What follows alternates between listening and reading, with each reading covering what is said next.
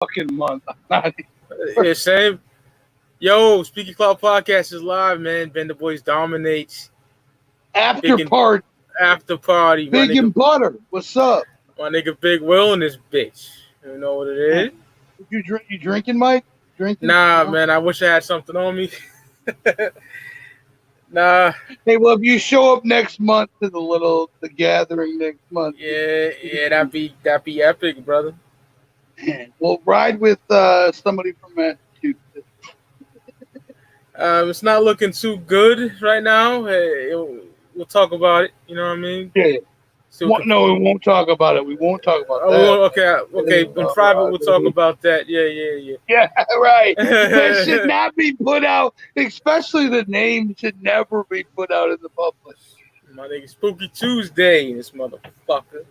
What Spooky, up, how do you get here after me? And I had to go to Discord to get the link. I had to step away for a minute, and then I came back. Okay. I was gonna say. Yeah, man. That was a dope show on Big and Big Butter. Will, Mike, what the fuck, man?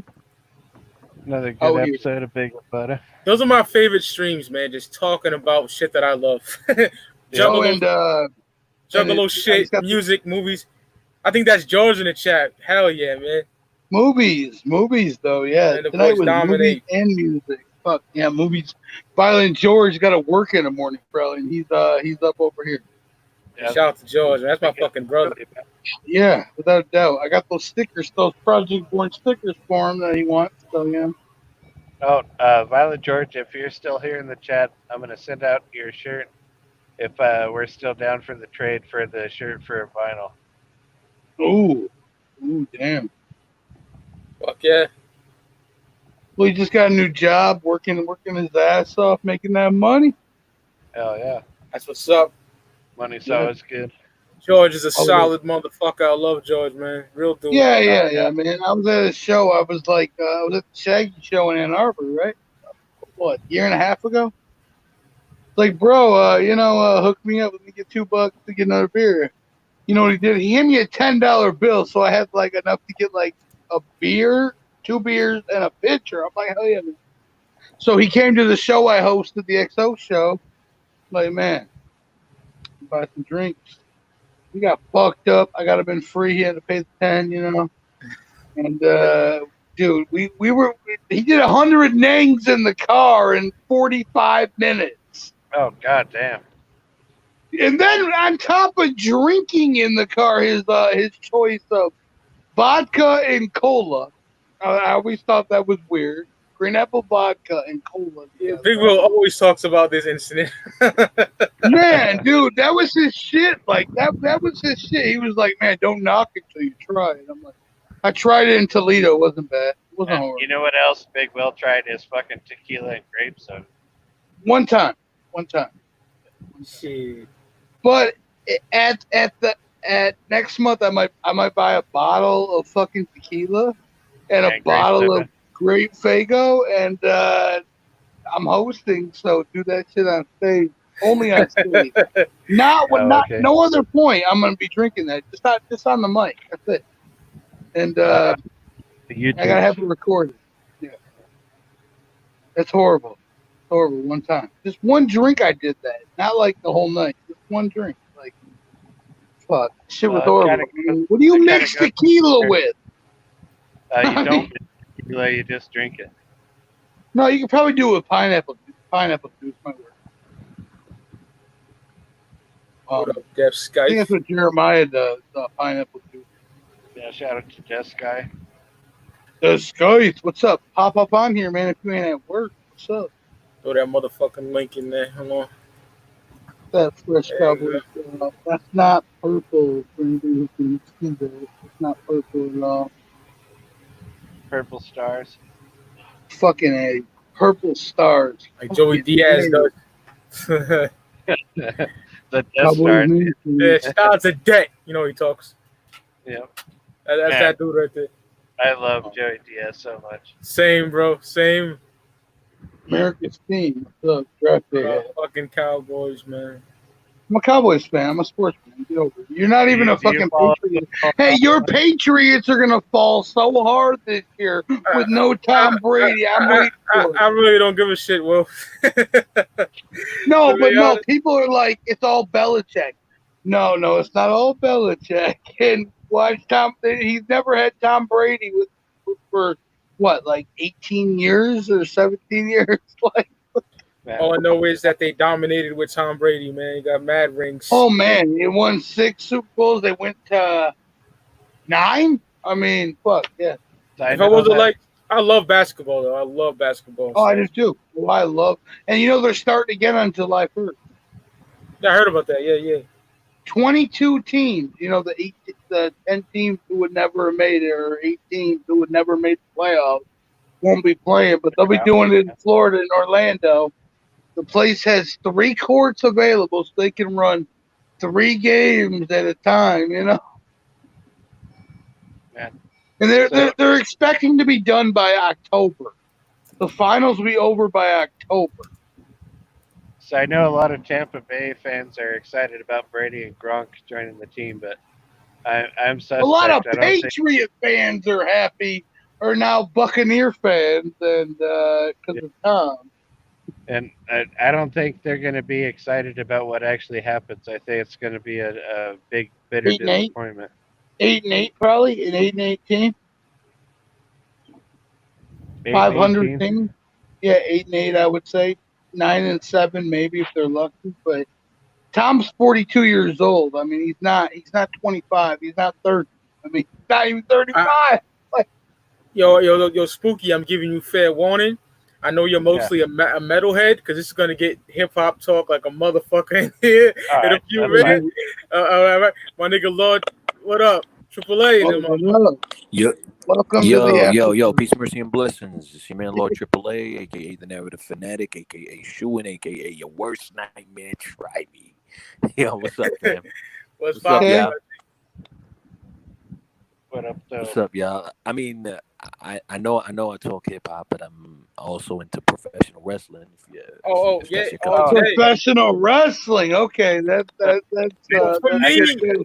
It's mostly the old shit, and AEW. That's it for me. Oh yeah. I can't. I was an NXT fan until they got promoted to the main roster and became trash. That's exactly my opinion. I mostly fuck with NXT. I don't fuck with the main roster at all. Like, I mean, I fuck with the individuals, but I don't fuck with the booking up there. Oh, it's terrible. It's trash on the main roster. Like what they did to Kevin Steen and Sami Zayn is criminal. Yeah. And the biggest wasted talent in WWE modern history. I agree. Is Damien Sandow. How can you waste that motherfucker? How? I mean, he might not have been that talented to begin with. Cena buried him. Nigga had the money in the bank. I have zero. I know people might disagree with me on this, but I have zero doubt that if Damien Sandow was pushed the way he was supposed to, we would be looking at a brand new global wrestling star. Yeah, he was definitely better in NWA for the last 8 months than he ever was in WWE. What's not known about him is dude is an OG. Like he was way into the OVW days, and he was trained by Killer Kowalski. So right, like Triple H, Killer Kowalski. Yeah. China too. Yeah. I got a question for you. Here's how it feels to me. It feels like the WWE does not want these young guys to become stars. Like they just have a refusal to fucking make new people, even though they desperately need it to make the company fucking continue on. Like, how do you feel? Anyone of y'all listen to Jim Cornette at all? Yeah. Sometimes, yeah, on YouTube. Joe Cronin is the shit, though. Cronin. I don't have a singular wrestling mind that I just follow religiously. But if I were to pick one, it would be Jim Cornette, because there's too Jim much Cornette. Yeah, I watch him all the. He just had FTR on there, the old revival. They did not pull punches. When those motherfuckers were, I was like, fuck, because they got treated so shitty in WWE, man. Yeah. Terrible. That's where I was going. Best tag team in the world was the revival. They want to put them in like suits, like fuck gimmicks. No. Tell me about it. That's where I was going with this. That interview revealed so much about the way things are run over there, and it confirmed so much because I've always maintained that like the main problem with WWE is fucking Vince McMahon. I fucking hate that motherfucker. Dude, yeah, is that a touch? Second, no, not just out of touch. Dude is so fucking. He got dementia. Like, he's so fucking detrimental to the wrestling business that, like, so old. After I saw the Owen Hart episode. Oh man, Dark Side of the Ring. It is over, man. Fuck Vince McMahon. Fuck everything he stands for. I agree 100% with this guy, man. Right. Yo, Spooky, what you want to say, Spooky? Yeah, so like I understand your point of view on like Vince McMahon like did all these things that hurt the industry, and he has completely out of touch because he's like 100 years old now. But what I am gonna say is that like if it was not for Vince McMahon, like the shit would have not become like to the level that it is. Like as far as wrestling goes, it would have not reached the mainstream level. Without Vince 20 years ago is not that's Vince fair. now. That's fair. Vince McMahon was needed for the evolution of the art form, right? Like it became a global phenomenon because of that man alone. That's to his credit. But since, what has he done? What has he done since? Like that's literally since the Attitude Era. That's literally the Attitude Era isn't Vince McMahon. No, I don't attribute the Attitude Era to Vince McMahon. I attribute the Attitude Era of the mass influx of, first off, the WCW was down WWE's throats. They were threatening to put WWE out of business. And they would have if it wasn't for Vince. No, it wasn't. If it wasn't for everybody working for Vince, like he had the right people working for him. Like he gave dudes like Mick Foley a push. He gave dudes and not to mention Steve Austin and The Rock. He let Shawn and Hunter do what they wanted to do originally, make it stable, and fucking But that's part of what I'm saying is like not to mention the talent classics. The talent provided the content. Hart gave us. Yeah, the talent provided the content, but if it wasn't for Vince to put them in front of everybody's eyes, like I think he's lost behind the scenes and like how much he influenced the Attitude Era, which I personally believe was the greatest era. There's a booking team behind him. Yeah, but like dude, he's not a traditional booker. He's not a traditional booker, not by any means. No, he's not. Because if you listen to how like Jim Cornette describes the early days, like people were he had the right people surrounding him. Like it's impossible to run it's impossible to successfully run a company like WWE without a team, without the correct booking team. And when shit went south is when they replaced the booking team with WWE creative with the fucking scripted promos and the fucking ruthless aggression and the fucking scripted so once it went to promos. scripted shit, I thought the ruthless aggression era was amazing, like 2002 to like 06 maybe. Okay, I agree with Mike on that. After that, here's the thing. I don't compare it to the Attitude Era, but I will say this.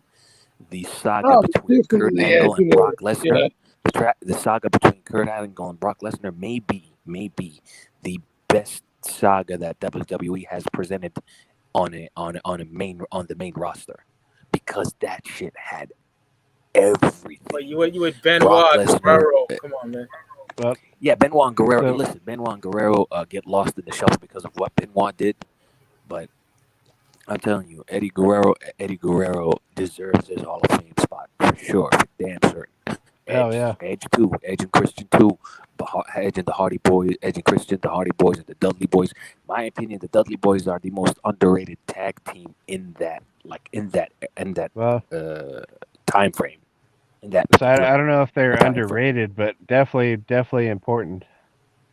Yeah, I love them in WWF, but ECW Dudley's was raw as fuck. Oh shit! Yeah. All right. So let's address a couple things real quick. Number I forgot one. I came in. I'm the link on Discord and tried to answer in Discord message.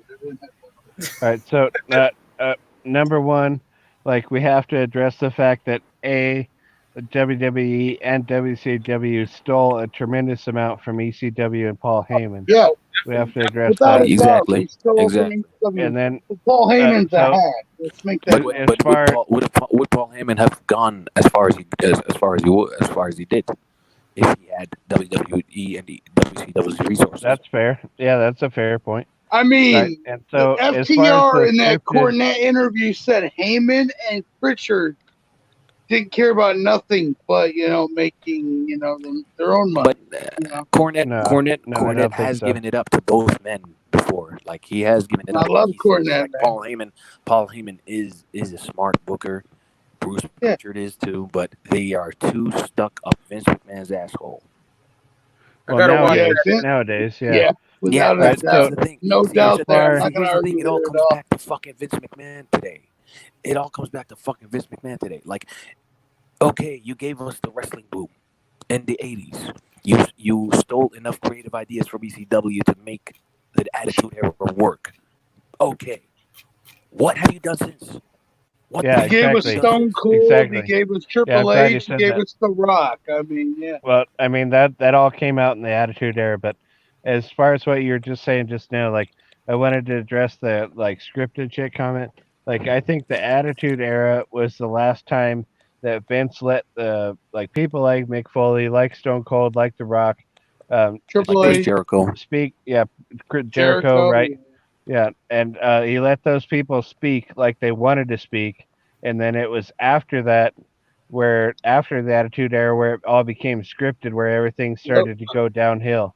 And it was like the death of the wrestling. And WCW was dead, so he had no competition. Yeah. So, I mean, when they started to control, after WCW died, and they started to control like what people said and what people did, instead of letting them do what they do. Like letting them do what they do is what made it so fucking great. That's what made the Attitude Era of the last great era. And like once they started to control everything. Go ahead. Here's another thing. How can you squander a dude like CM Punk? How? How? Mm-hmm. Like, CM Punk, in my opinion, is the most important wrestler of the modern time. I watched John Cena's a whack wrestler. I watched CM Punk on the Indies, like on DVD. Like before anybody had heard his fucking name, I knew who CM Punk was. Yeah. When he was wrestling for fucking IWA Mid-South. When he had blonde hair. Fucking right. Did you watch that match that he had with Eddie Guerrero? Did you watch that match he had with Eddie Guerrero? I mean, like, yes, I did, but I don't know much about it. That shit was like phenomenal. And the South he had with Chris Hero. Yeah, Chris Hero. Oh my God, I was literally just about to ask you if you knew who Chris Hero was. Like back in the fucking day, it was fucking. This is back in the independent era before CM Punk was on WWE. Chris Hero and fucking CM Punk were the shit on the independent scene. Yeah, I agree. Exactly.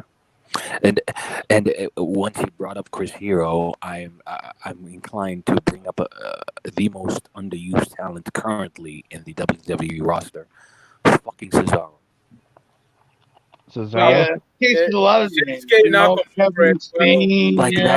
That dude can get over anywhere else except. His only problem is that he's now working for Vince. That's his only problem. Vince. Yeah, he doesn't talk.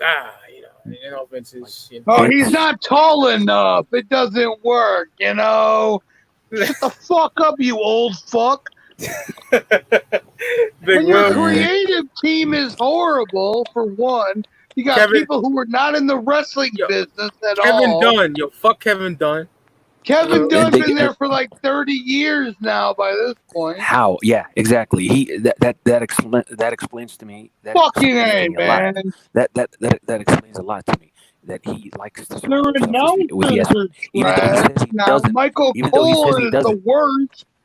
Even though he says he doesn't, he likes to surround himself with fucking yes men. Fuck this man. Yeah. No wonder AEW's got Tony Schiavone and Jim Ross, two of the best that do it in the business. One of the best statements I've ever heard Big Will say is Chris Cole is the worst. Michael Cole, he's trash. Yeah, Michael Cole. I apologize. Yeah, Michael Cole is the worst. God. Yeah. Oh, He's been trash. Michael Cole has sucked for years. Since 1997. Taz, like, you know, when it was Taz could mellow it out. Dude, Taz sucks, though. Taz sucks also. But no, Taz was good. I thought hard. he couldn't wrestle no more, so he had to do something, right?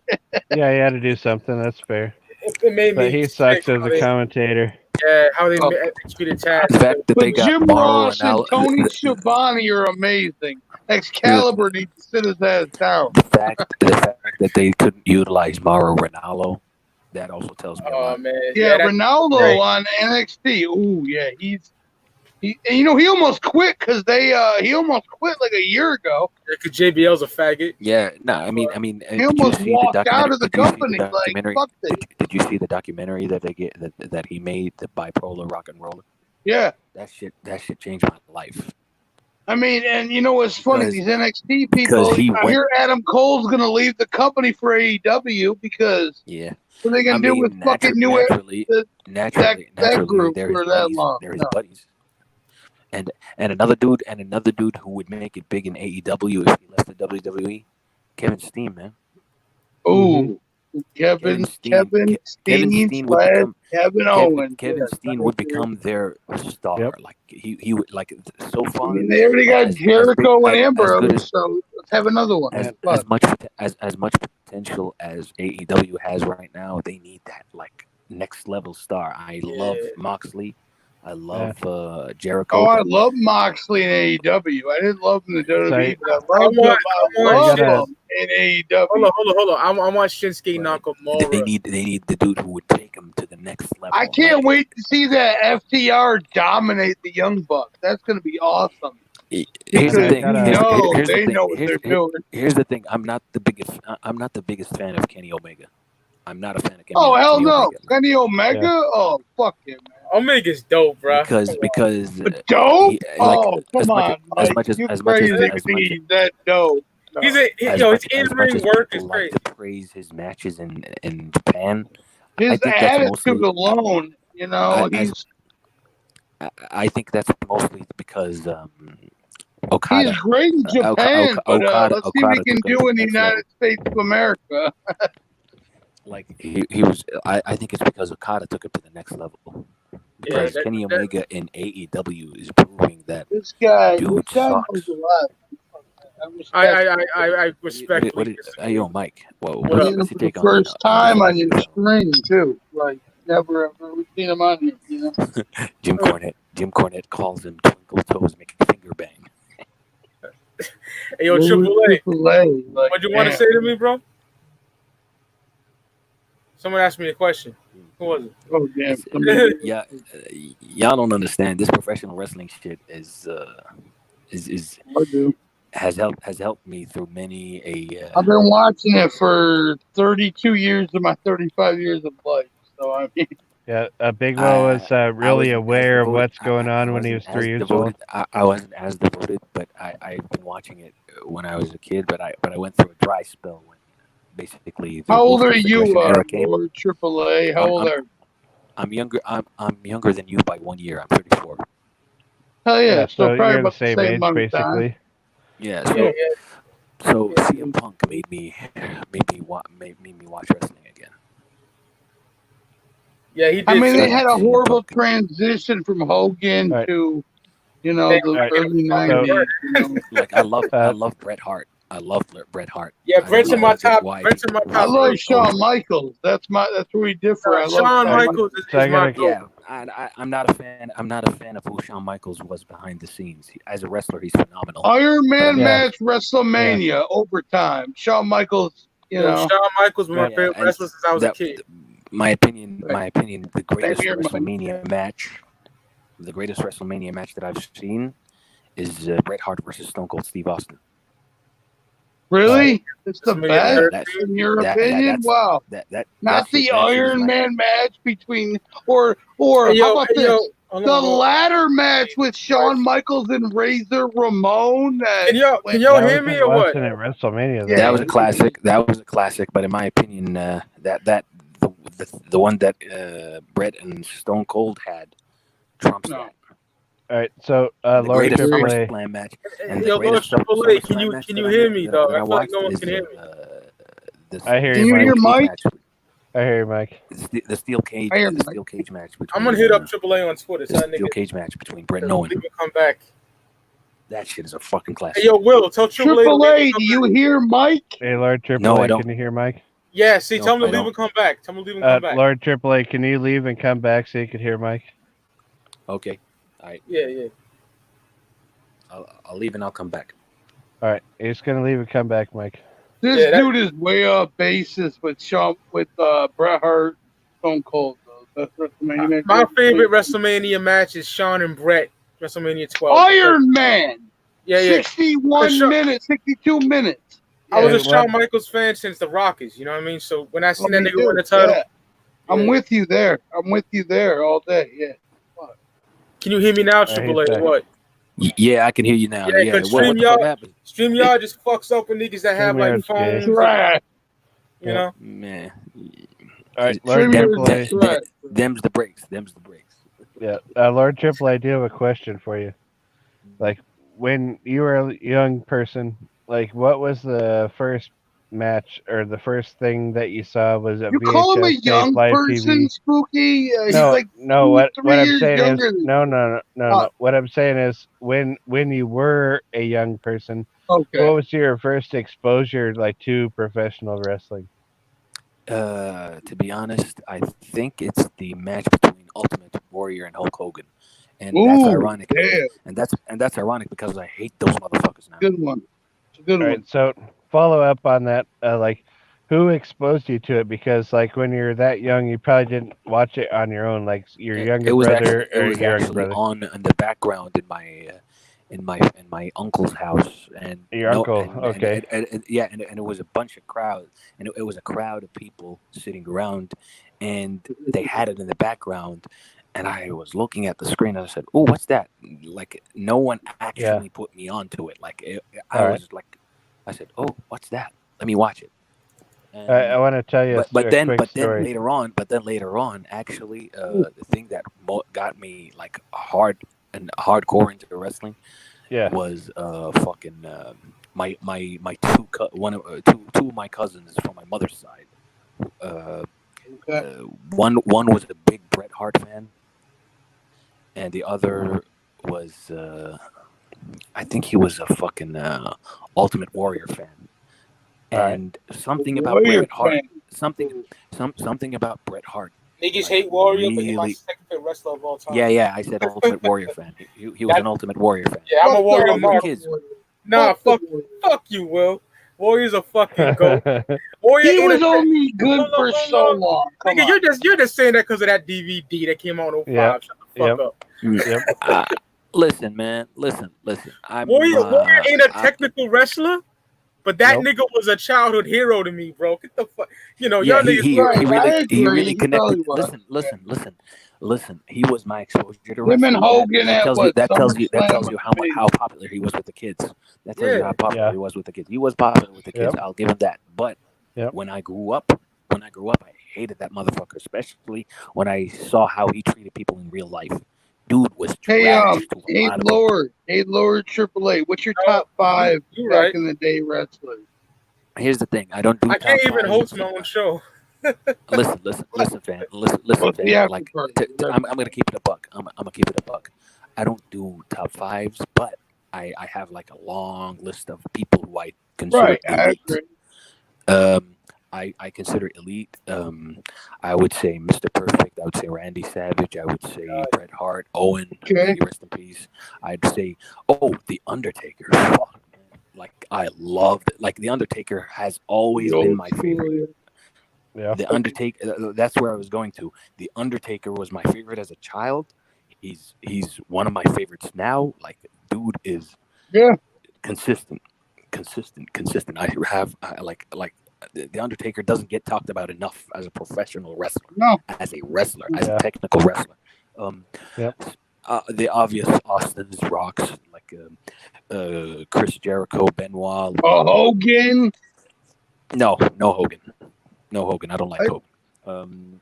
I actually gained respect for Cena later on, but when he was on top, I hated that motherfucker.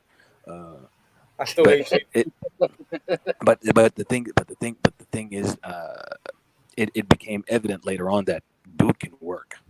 I mean, it's just what it is. Dude can work. Like, look at the classics that he put on against CM Punk, Daniel Bryan, AJ Styles.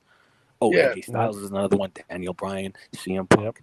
AJ Styles, Mick Foley, dude. My God, Mick Foley.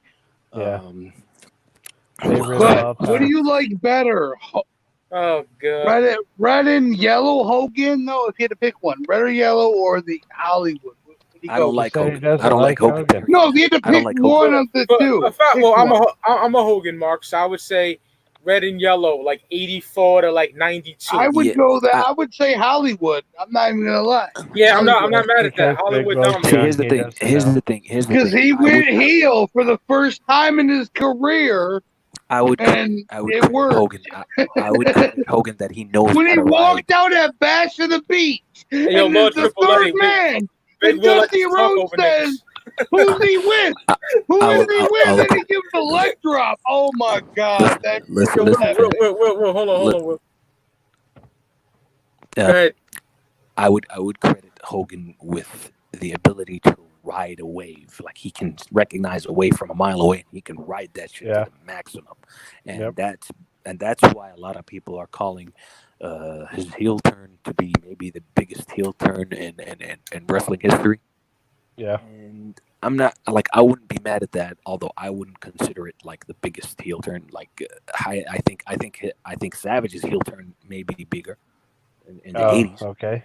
But, that's my first memory in life. Right there. Here's the thing.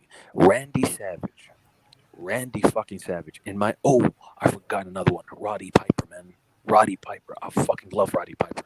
Roddy Piper's great. Yeah. Here's the thing. Randy Savage, in my opinion, is what Hulk Hogan should have been. Like, he had the. You might be right. I'm not gonna lie. He had the charisma. He had the charisma. He had like the entertaining antics outside of the ring, but inside of the ring, he had what Hogan lacked: the ability to fucking work a match. That match with Steamboat. Oh, WrestleMania 3. That is a fucking classic. WrestleMania 3, one of the greatest ever. Yeah, because it was in Michigan. Right? A lot of people. Do you know that a lot of people still hold that as the standard WrestleMania for WrestleMania? Yeah. The Steamboat Silverdome, Flip, Detroit, Pontiac, Savage in the 80s was the best in ring. Savage and Steamboat, right? That night, Savage and Steamboat. Ooh. Spooky. The floor is yours, brother. What are you gonna say? All right. So I want to interrupt here for just a second, and I want to do something just for the people in the chat for tuning in on the Speaking Cloud podcast. Round the panel, best Macho Man impression. Come in the stream, bro. Come on, fuck. Yeah, for Spooky.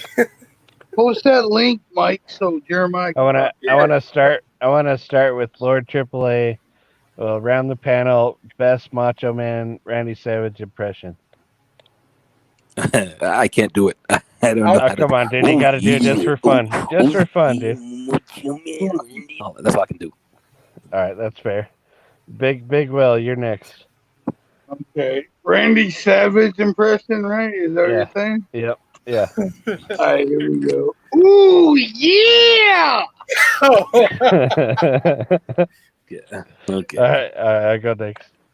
Cup of coffee in the morning. Ooh, yeah.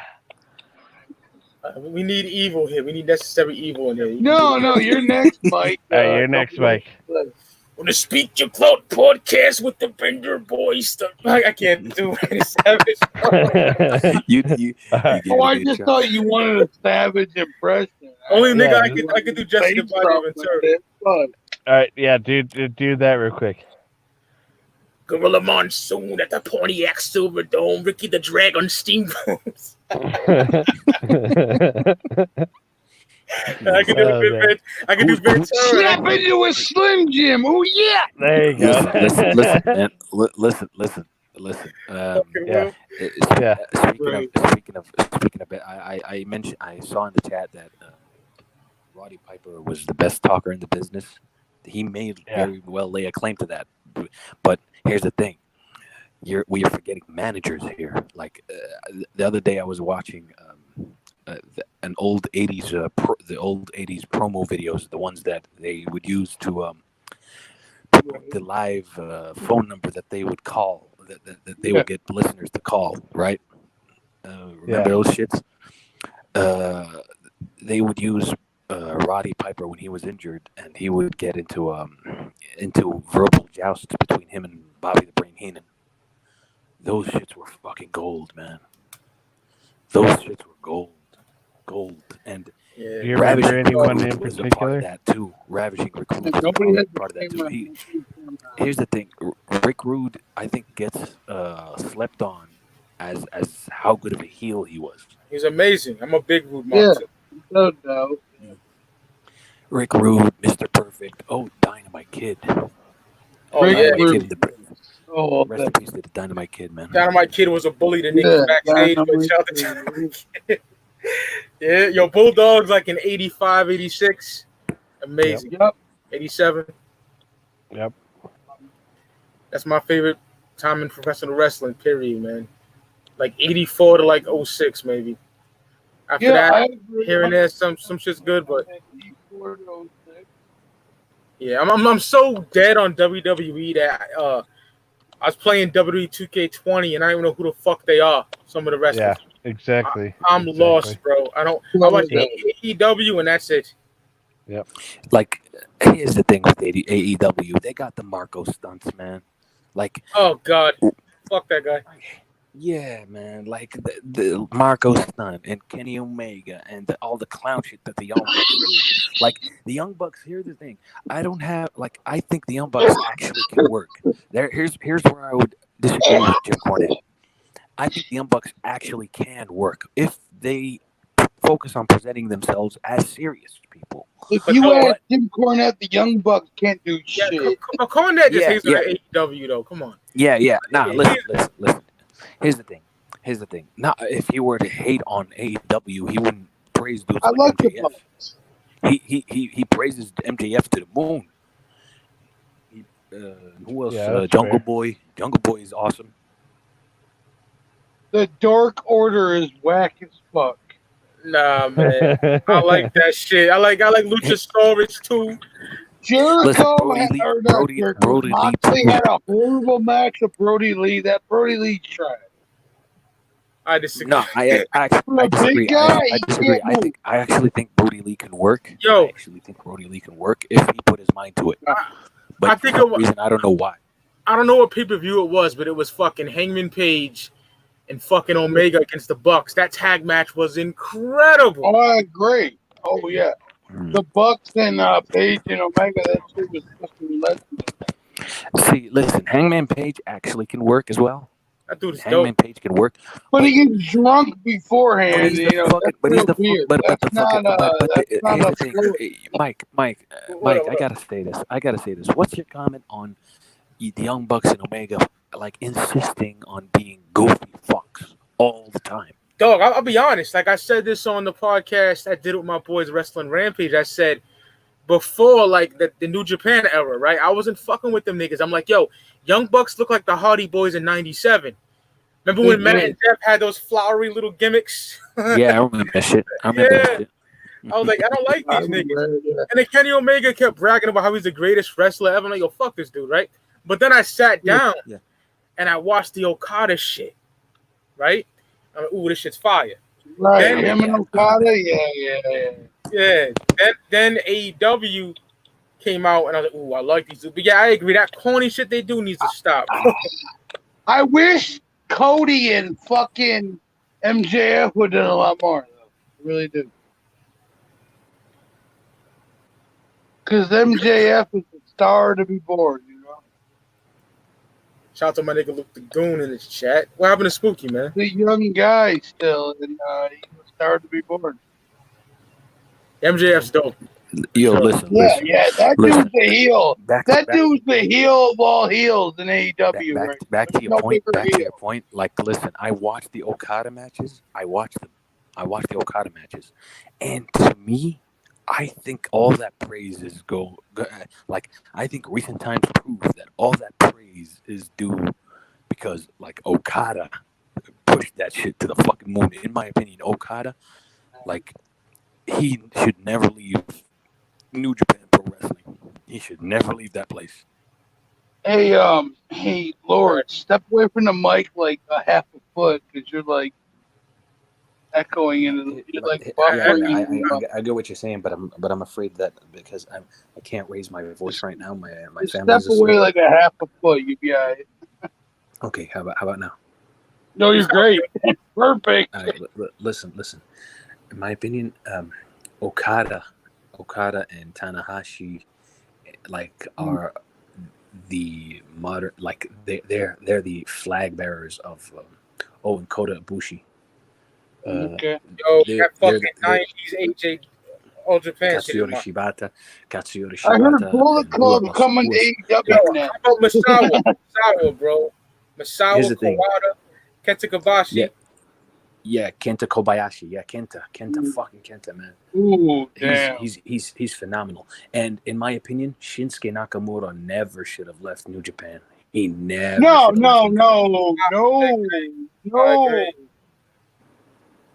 Flannel. He's made a hack of the WWE ever since.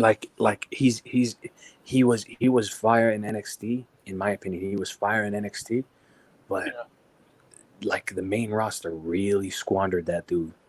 Oh but my god! Does anybody here remember how Shinsuke Nakamura was in New Japan? Yeah, my uncle put me on to Shinsuke. That dude was a fucking superstar. I remember that dude was a fucking superstar. Like every time he entered the ring, you felt like it was the biggest shit ever. Like it was the most important thing to happen in that country. Him and I think Okada inherited that right now, and that's how Okada is right now. Okada's a beast. Yeah. Yeah. See, here's the thing. I want every Japanese talent that is in the WWE right now to go back to Japan because that's their element. Luke Gallows, Carl Anderson. Not because they can't thrive in WWE. Here's the thing. Not because they can't thrive in WWE. They can thrive with the right booking, but Vince McMahon is in charge. He will never recognize them as the stars. Man. Yeah, listen. Yeah, oh my God. Don't even get me started on Finn Balor. Like, the dude who founded the Bullet Club, like that's enough right there. They put him in fucking rainbow tights and try to promote some LGBT at WrestleMania. Like, fuck, in New Orleans. How has Finn Balor not main evented WrestleMania yet? How has Finn Balor not main evented WrestleMania yet? The founder of the Bullet Club, the fucking founder of the Bullet Club. Now he's back to NXT. Like, what the fuck? Yeah, that shit.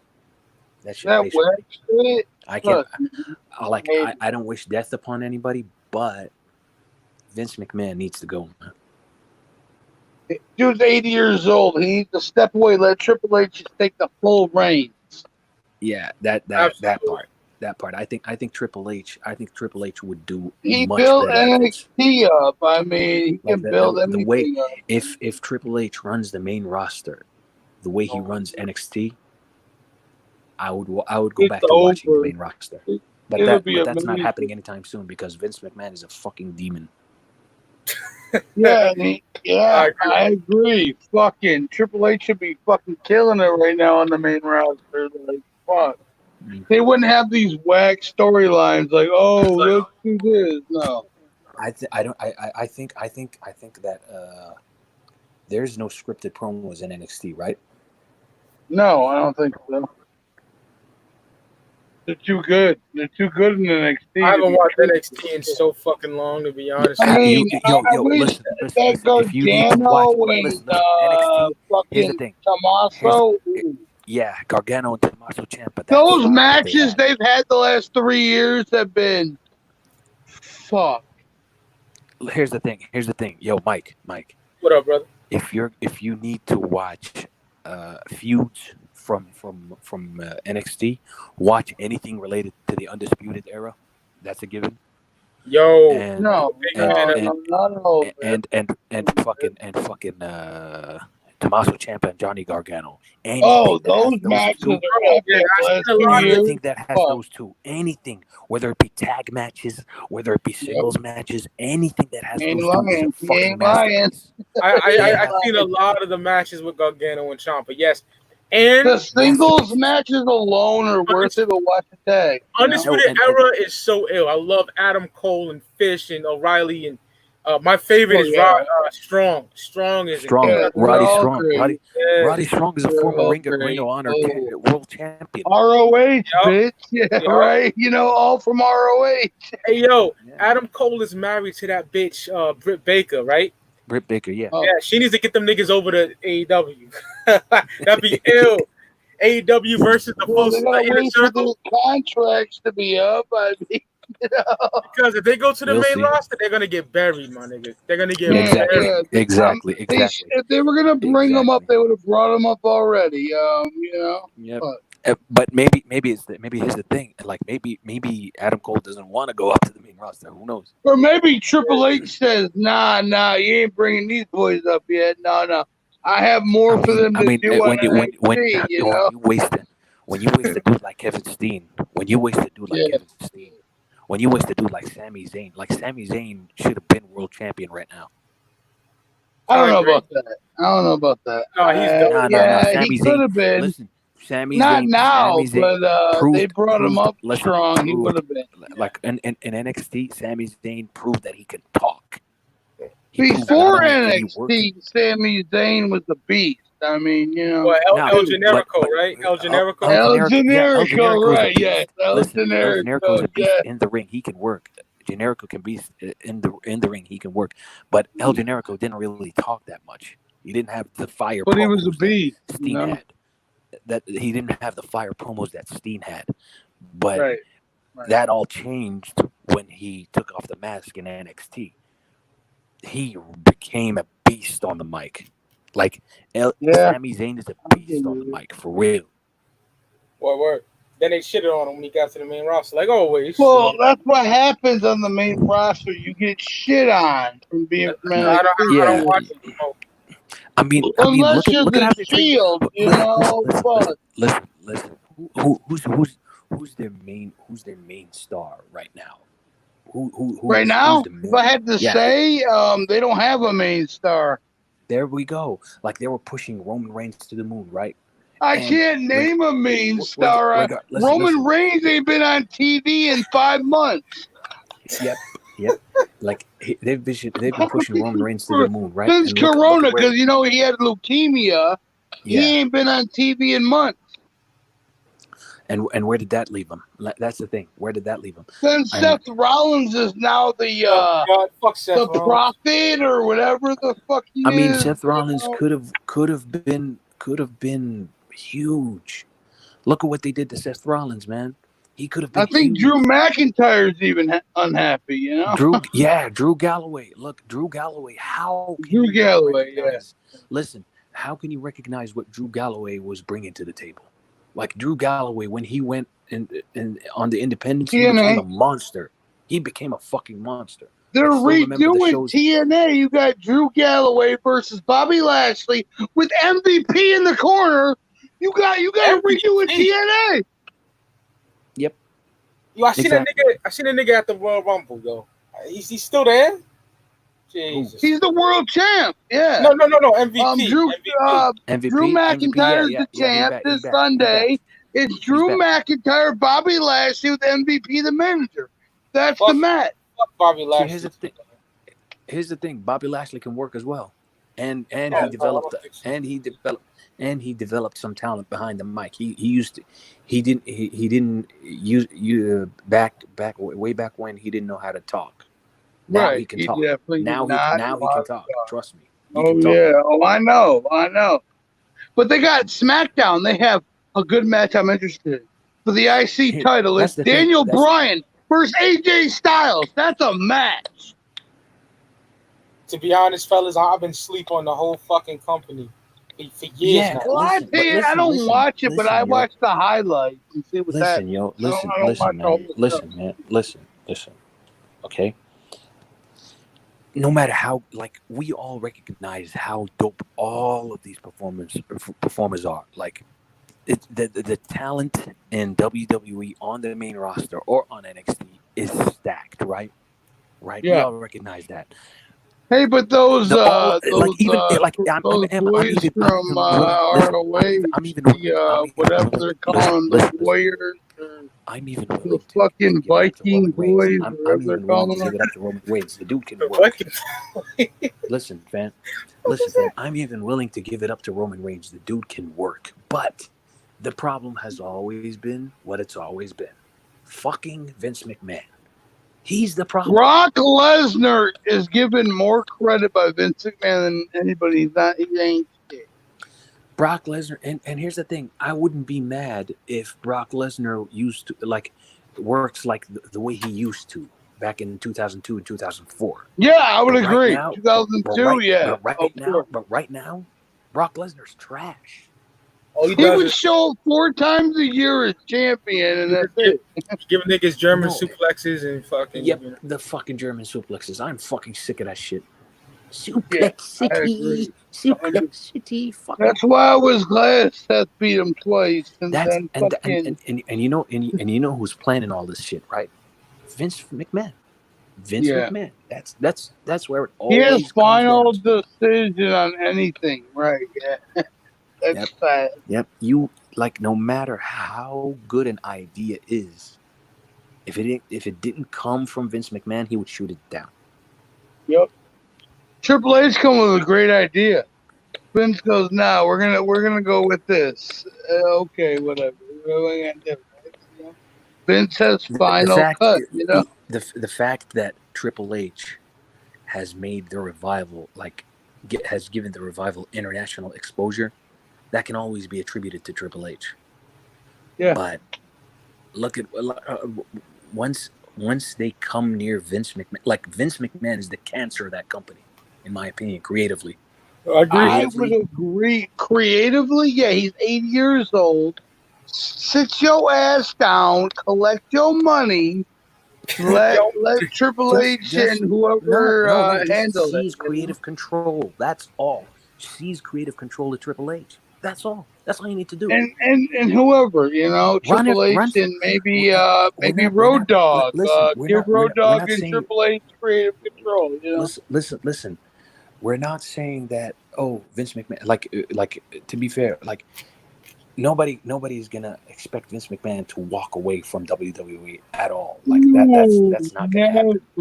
But yeah, that's never gonna happen. But at least relinquish creative control. At least, because that shit has reached a point where he is crippling his own business.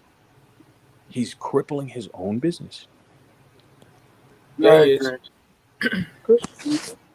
Like how like Daniel Bryan should have been main eventing WrestleMania ever since WrestleMania 30. Like, well, he had injury problems, but yeah. How can you squander Daniel Bryan? How can you squander AJ Styles? How can you squander the Bullet Club, Gallows and Anderson? Like, they fired him. What do you mean? They got rid of him like a month ago. Exactly. Carl's like, and how can you squander Rusev?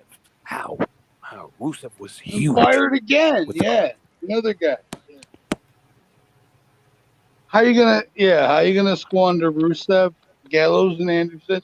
They had a good thing with AJ and the Gallows and Anderson and their little fucking club. Yo, shout out to my brother Joker's Gallery in the chat. He has a great point. He says WWE just signed their richest TV deal ever. That's all Vince cares about. He don't care if you like the show or not. That is beyond true. is facts. That is facts. And they bring Ray back to get his ass beat. Like, what the fuck? Listen. I think that WWE backstage is the perfect counterpoint to WWE right now, because CM Punk is tearing up a fucking storm on that show. I heard about that. CM Punk will never step in the ring anywhere. That's not what I'm talking about. That's not what I'm talking about. He's criticizing every creative. He's criticizing every creative back turn. I figured he would go to AEW and resurrect. He's actually listen. CM Punk is actually in the perfect position. He doesn't have to work anymore, and he can undermine every creative fuck up that Vince McMahon is doing. Because he's not an employee of Vince, he's an employee of Fox Sports, Yep, great. That's sweet. And he can give honest commentary. Yeah, well, I figured he would go to AEW though. I watch WWE backstage more than I watch WWE. Right, same. Like I watch NXT. Obviously, I still love NXT. The Adam Cole and Velveteen Dream had a fantastic match a few days ago. Right, I agree. And Adam Cole is still the champion. He's still the NXT champion. So I don't know what that says, but I think he's not going anywhere. He might. How long is his contract up for? I mean, that's all. I'm not sure, but Triple H has a lot of faith in him. He has a year left on his contract. Triple H has done like look at how many champions Triple H has made in NXT, like and all of them at the time of them being champion were fucking credible as fuck. Let's see the main roster champion. You got Kevin Owens. You want to know? You got all the Shield members that he made. Fuck. Do you want to know? Do you want to know who's the worst treated NXT champion in history after he got called up to the main roster? Yeah. You're not gonna expect this name. Bo Dallas. Yeah, Bo Dallas. Okay. Bo Dallas, when he was champion in NXT, he was good. He was a fucking worker. But he wasn't on the main roster ever. I remember that vaguely when he wrestled Neville. Hey, you got a Bo leave. You got a Bo leave. You know what I mean? We're fucking flames, dude. His matches with Neville were fucking flames. His father, he has the lineage. Yeah, I mean, fuck. And that tells you, that dynamic alone tells you the difference between Triple H and Vince McMahon. Yeah. Like, just seize creative control, you old fuck. You old out of touch fuck. He's definitely out of touch, bro. Bo Dallas has never went from a mid Carter on the main roster. Never. Despite him having all the tools, despite him having all the tools, he has all the tools. He has all the tools to make it. All of it. He's the brother of Bray Wyatt, a son of fucking, whatever. IRS. And the Wyndham. The uncle of Barry Windham. His uncle was Barry Windham. Wrestling is in both their bloods. Wrestling is in both. And credit to where credit's due. Bray Wyatt is killing it. Well, no, they fucked him when they had Goldberg beat him. Yeah. Overseas for the title. That's true. That's fucking trash.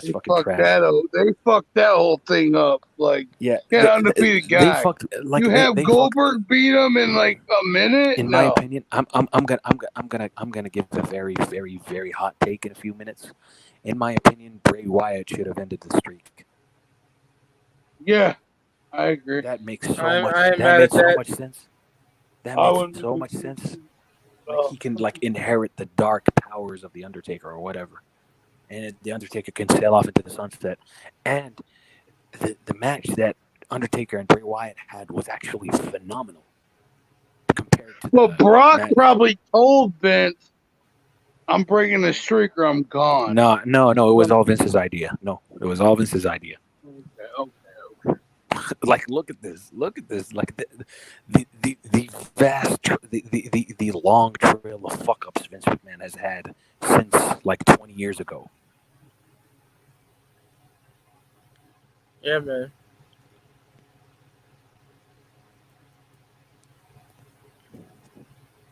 Anyways, Terrible. I want to get into some but hip hop talk. Where the fuck? Is Will still there? Or oh, what? you want to talk hip hop? Oh, I can still go.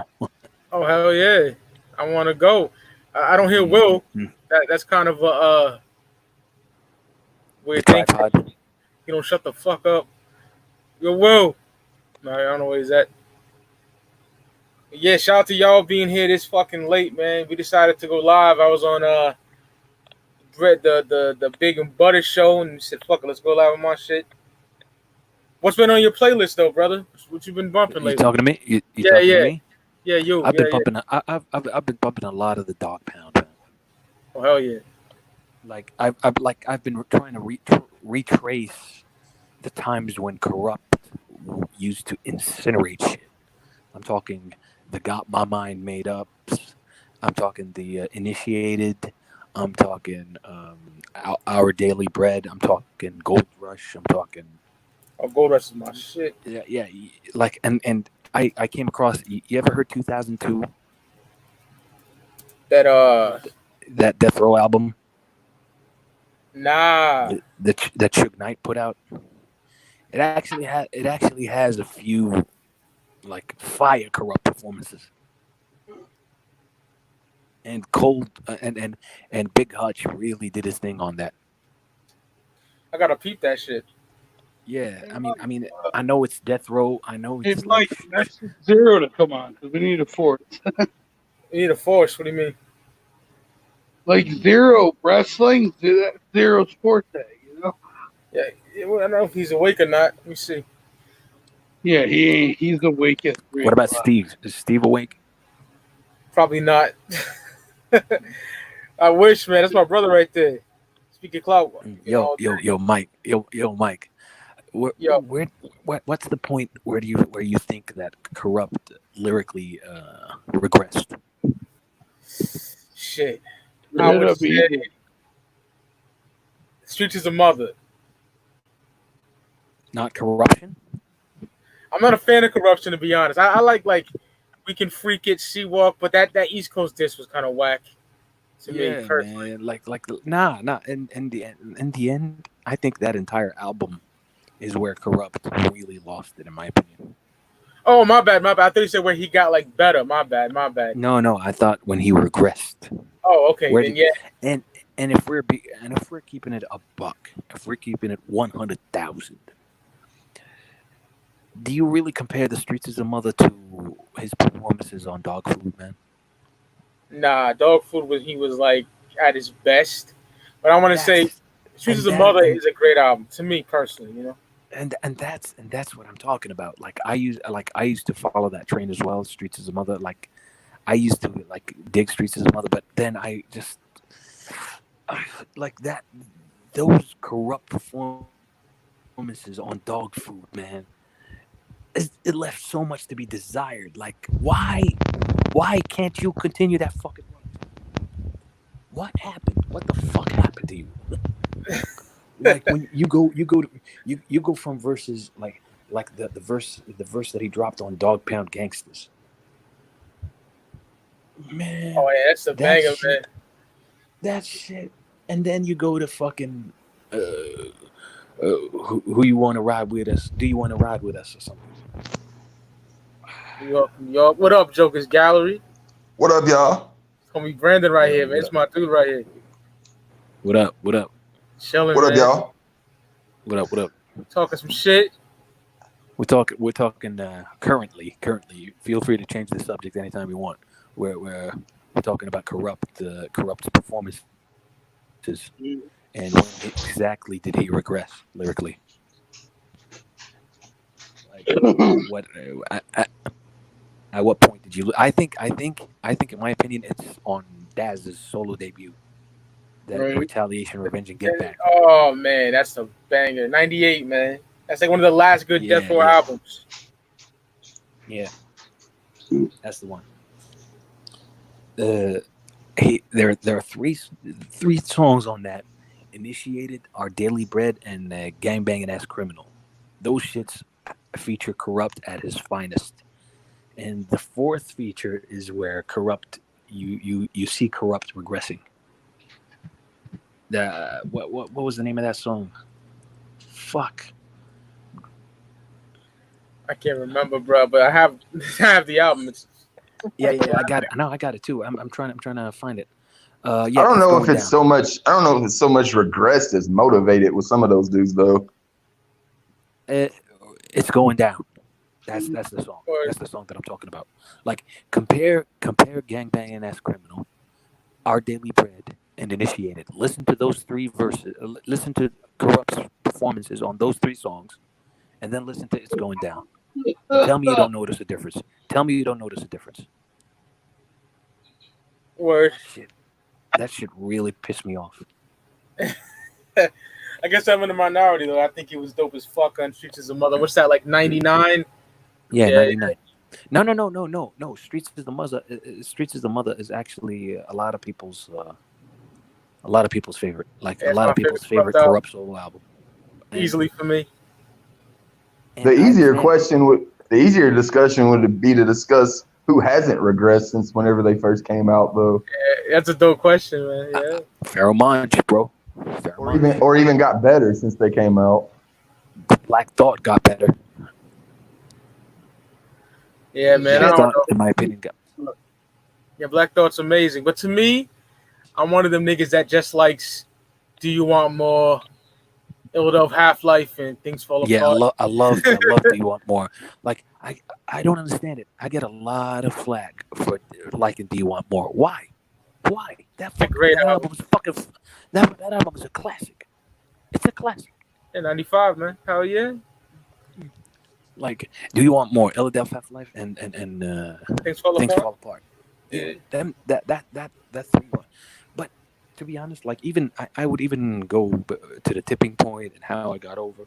Those were phenomenal albums. Well, the tipping point is when he started. Oh, that fucking song when he's rhyming like G-Rap and Kane. That shit is crazy. Yeah. He mimicked their voices. The tipping point is like where Black Thought said, "All right, I had enough of these motherfuckers. Let me show them what's what." Word. Yeah. And yo, do you want to get into some disagreements? Hey, yo, Joker's Gallery. I can't hear you, brother. What happened? You got me? Yeah, now I got you. Yeah. Oh, right on. I was saying it would be easier discussion to talk about who didn't regress when coming out after their first album or couple albums. I think even though it's probably something most people disagree with, I think DMX actually improved from the first album to the second album and the third album. His songwriting skill, he put together better songs on that second and third album, in my opinion. I ain't mad at that. Yeah. DMX's first 3 albums for me is everything to me, bro. Like that's my shit. And I love the first album. The first album's fucking classic. I'm not hating on it at all. Here's where I disagree. I think he got better more than anybody I can think of. Listen, here's where I disagree. I like Swiss Beats as much as the next motherfucker, but that Casio keyboard era that he did, I fucking hate that shit. Like, and if you're wondering what sound I'm talking about that Rough Riders anthem sound. I hate that. Oh, you're bugging, my nigga. What the fuck? It's classic. But that's me. Listen, I respect it. But speaking Clark, man, we be battling up in this motherfucker. You know what I mean? Here's the thing. I recognize Swiss Beats' ability to craft the beat when he's actually using samples. When he's like doing it traditionally, the traditional way. But god damn, that Casio keyboard shit really got on my nerves quick. Will. I get you. Yeah, Will. Yeah, I go back and I leave the stream, which normally I can do that and go in like Discord or something. Well, let me. Discord is dead, really. They don't really talking shit in there, but I was trying to get Evil and fucking Zero in. Oh, word? Is Evil on? I don't see him. I don't know if he's on. Evil, you never know. He's like a fucking chameleon. You never know. Here's my question, Mike. What you got? Because if he shows up, do you think Sean, do you think Sean Price regressed, or did he get better? Sean Price got better, bro. Because I was a kid. Rock was my favorite in Helter Skelter, right? Yeah. And then when I heard that fucking like the PF Cutting mixtape, that Monkey Sean Jr., whatever the fuck, Donkey Sean Jr. Donkey Sean. I was like, ooh, wow, this nigga's mad. He got better, man. This guy got a twisted fucking emoticon and icon. Really? Fuck. Yeah, we like twisted over here, Will.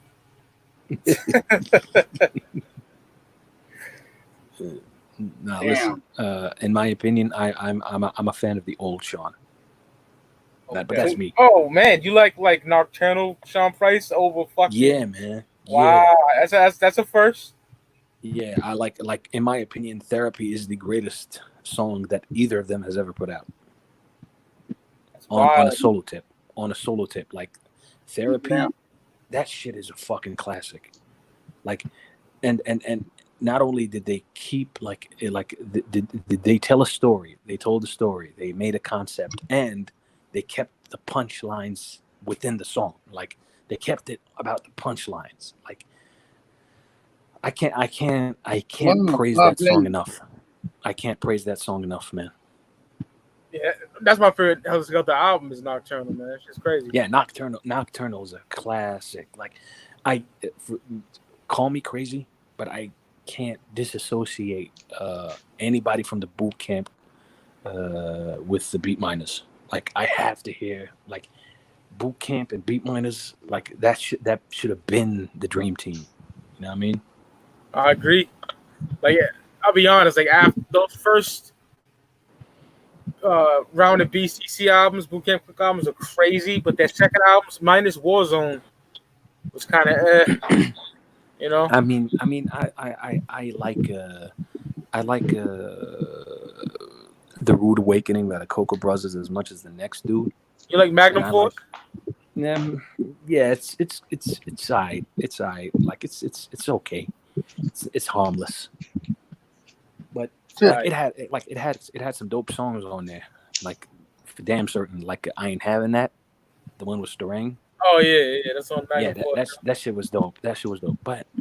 But if you're gonna say that do they compare to their first run of albums? No, hell no. Like none of them. In my opinion, my favorite BCC album of all time is The Shining. A lot of people do that. I fucking revere that album. Me and Steve did a ranking of the first 4 Boot Camp Click albums, and with Killed, right? And everybody had The Shining except me. I had Enter the Stage. You like Enter the Stage more? Yeah, man. That's just listen. I ain't mad at that. Enter the Stage is a classic, but I mean, what always took it like to the next level for me is how much the beat miners evolved. Like the beat making, the sound, the entire sound evolved on The Shining. Like compare songs like How Many MCs, classic, right? How Many MCs Must Get This?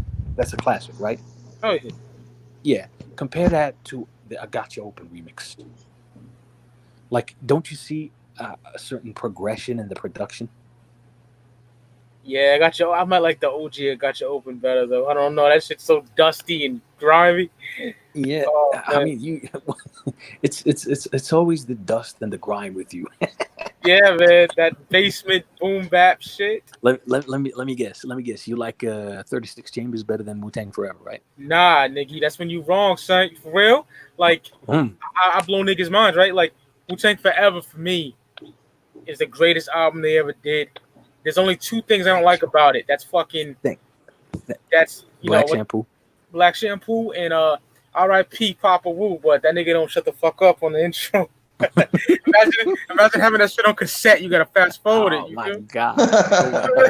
I'm so. I remember it on a cassette. I ain't thought about having to fast forward shit for a minute. Listen, man. I am so thankful that I got introduced to Wu-Tang Forever on digital, like where I can just hell yeah, right? Straight skip that motherfucker.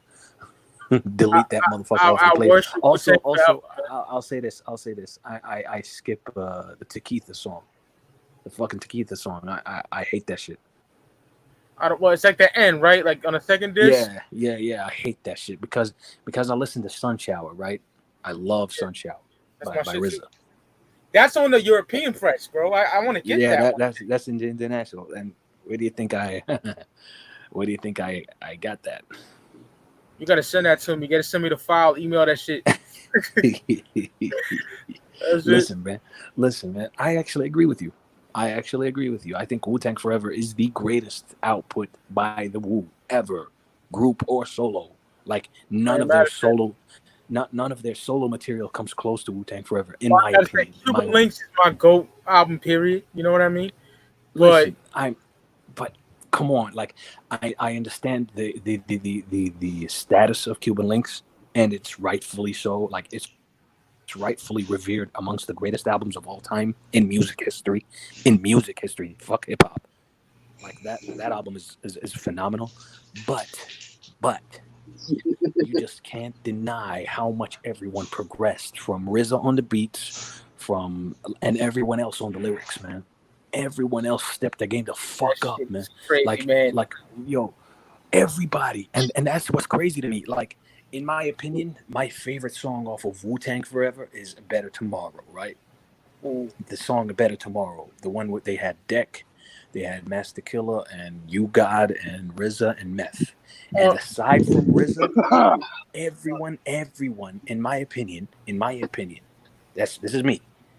Everyone gave their greatest performance ever on that song. Method Man gave his greatest performance ever. Inspector Deck gave his greatest performance ever. Master Killer gave his greatest performance ever. Golden Arms, not only did he give his greatest performance ever, he beat everybody on that song. In my opinion, Golden Arms had the best verse on that song, man. But yo, it's yours. It's yours. When that nigga Deck said, I crystallized the rhyme so you can sniff it, I was like, ooh. That album. Deck was on some other shit. He was in space somewhere, man. Fucking like, Heaters, money. Yeah, my dude Heaters. Oh my god, the way Kappa bodied that shit. Like I think Capadonna really comes into his own when he's on True Master tracks. Like, hell yeah, True Master. Listen, Capadonna and True Master, like back in 97, 98, 96. Yo, they were combo made in heaven. Like, listen to him on Fish. Listen to him on Milk the Cow. Listen to him on Slang Editorial. Listen to him on Slang Editorial. Explicit material. That's fire, man. I came to a fork in the road and went straight. Yeah, man. Who bit that line again? Anyways, fucking Jay. See, here's the thing. Deck on Wu-Tang Forever was in space somewhere. Like when he said, I know the pain the game brings. I did the same thing, spaced out in the staircase, performing this thing. It's hard to keep control. I bless those who seek a scroll, trying to reach a whole nation and break the sleeper hold. Not a role model. I walk a hard road to follow. I sold bottles of sorrow, then chose poems and novels. Yeah, the gospel was told. Some souls that swallowed whole. Mentally they fold, and they eventually sold their life at times. Deadly like a virus designed, but too minute to dilute the scientist's mind. Yo, when I heard that shit, I swear to God, I bust into tears. God damn. I started crying my eyes out, bro. Yeah, man. We'll make niggas cry. Wu-Tang Forever, man. It's the greatest. I'm telling you. That album. Yeah, but 3A. I've been saying this since it came out though. Like that's my favorite period, right? And a lot of niggas thought I was crazy, but that's my favorite Wu album period. And then I ain't mad at that. And with Nas, yo, It Was Written is my favorite Nas album. You feel me? Niggas think I'm crazy. Yeah, man. See, I wouldn't repeat that with Nas because Nas, as good as it was written was, I think Nas narrowed his scope when it comes to subject matter, in my opinion, because he was basically talking from one point of view on It Was Written, but when on Illmatic he had multiple points of view and he crystallized that shit. That's where I put. That's the only place where I put Illmatic above it was written, in my opinion. But everything else, yeah, the beats were elevated, the rhymes were elevated. Yes, his pen was better. Yeah, His pen was better. Yeah. No? I ain't mad at that at all. You got to get the UK pressing. You got to get the UK press so you can hear Silent Murder. Yeah. Nigga, when I had the tape when I was a kid, right? And I didn't buy CDs until '98. So when I got the CD, I was like, "What the fuck is Silent Murder?" You know what I mean? Yeah. So Steven told me years ago. Steven told me like 2012. Steve told me to get it on the UK press, and I ordered it through Amazon, and I got the UK pressing. I need that shit. And I put it on Apple Music because Apple Music don't have it. I imported it on there. Classic. Yeah. Here's the thing with Silent Murder. Like I think Stretch, may he rest in peace, really proved that he was one of the most underrated producers of that era. On It Was Written. On It Was Written. Because them beats like Taking in Blood, fucking Silent Murder. Them shit's a classic, man. And Taking in Blood is crazy. And correct me if I'm wrong, but Stretch and Easy Mo B, in my opinion, are two of the true producers who had the most chemistry with Pac. May he rest in peace. More so Stretch.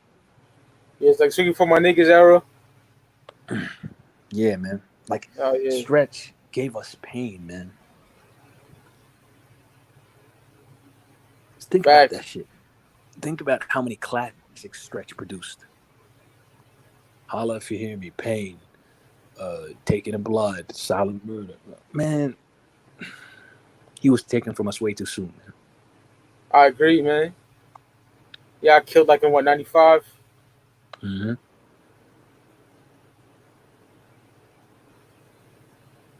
Shit, what up, Jokers Gala, if you still in the building? Yeah, man. I was going to ask you if you heard Mad Season yet. See, I didn't hear it yet, man. I didn't hear it. I gotta hear it. What? You know, if it's better than fucking Generation Nightmare, then I'll peep the shit. It honestly sounds like the album that should have came out after Abominations. What are we talking about now? What are we talking about now? You're probably not familiar with the Juggalo World AAA. Oh, I'm not familiar. I'm cognizant of it, but I'm not like. Word. Yeah. Recognize it exists. Yeah, but like I can understand like kind of like giving it a while before you checked it out after listening to Generation Nightmare, especially if you're not one of those dudes that like the twisted rock sound. But this is the best fucking Magic Ninja album they've made so far. I'll definitely check it out then. And it's all fucking rap too. it's not no rock bullshit. It's like all fucking. It all sounds like fucking twisted fucking sounds. So I'll definitely peep it then. Let me ask y'all a question. Big Will's a faggot. He went live. Damn. What a bitch. I'm talking shit to him right now. You wanted to talk wrestling some more. Yeah, he left him. He's by himself in his own stream. What a bitch ass nigga. Man. Poor guy. What question you want to ask? Yeah, I wanted to ask Joker. Yep. What do you think of? And Mike Spears is gonna come at me hard for this. What do you think of Extinction Level Event by Busta Rhymes? What is it again? It's faded out as you said it. What do you think of Extinction Level Event by Busta Rhymes? I'm not much on Busta. Like I remember, the only thing I remember from Busta is I would like singles from him and then buy the whole album and not like him after the first two albums. So I stopped fucking with him. All right, I'm gonna leave it alone. And my co-host Ross Holly me and Mike had a big disagreement over it like a few weeks ago I will say his performance at the Juggalo gathering was dope as fuck. That motherfucker was crying on stage. He was getting so much love. He thought he was gonna get hit with shit. He had heard stories from like Red and Meth, and that motherfucker got nothing but love at the gathering. He broke down on stage saying how much he fucking loved it and appreciated the love, and said he'd be back anytime. So I always got mad fucking respect for that for sure. Did the Juggalos give Red and Meth shit? No, like one fucking dude did. Like one fucking dude threw a beer can at him and hit Method Man, and he got pissed off. But the reason that somebody threw a beer can is because the Juggalos started chanting "family" at Red and Meth, trying to say, we love y'all. We respect you, motherfuckers. Y'all's family to us. And and they were Redman's reply to that was "fuck family. This is about hip hop." And about 30 seconds after that, dude got hit with a beer can. But it was just one asshole. It wasn't like the whole fucking crew. I mean, I love Red and Meth, man. Come on. Everybody there did. Everybody there did. Like the dude that fucking hit Meth with the fucking beer can got beat the fuck down and dragged the fuck out.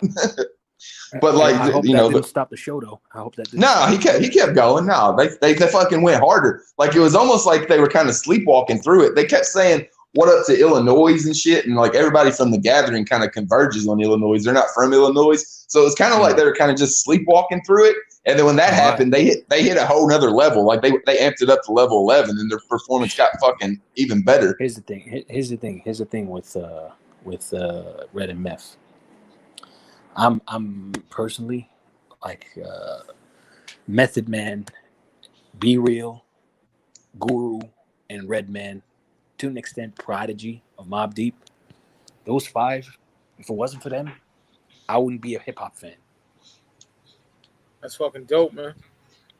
Like I love all of them. Like so when and like see, being from Saudi Arabia, I'm from Saudi Arabia. If you don't know, I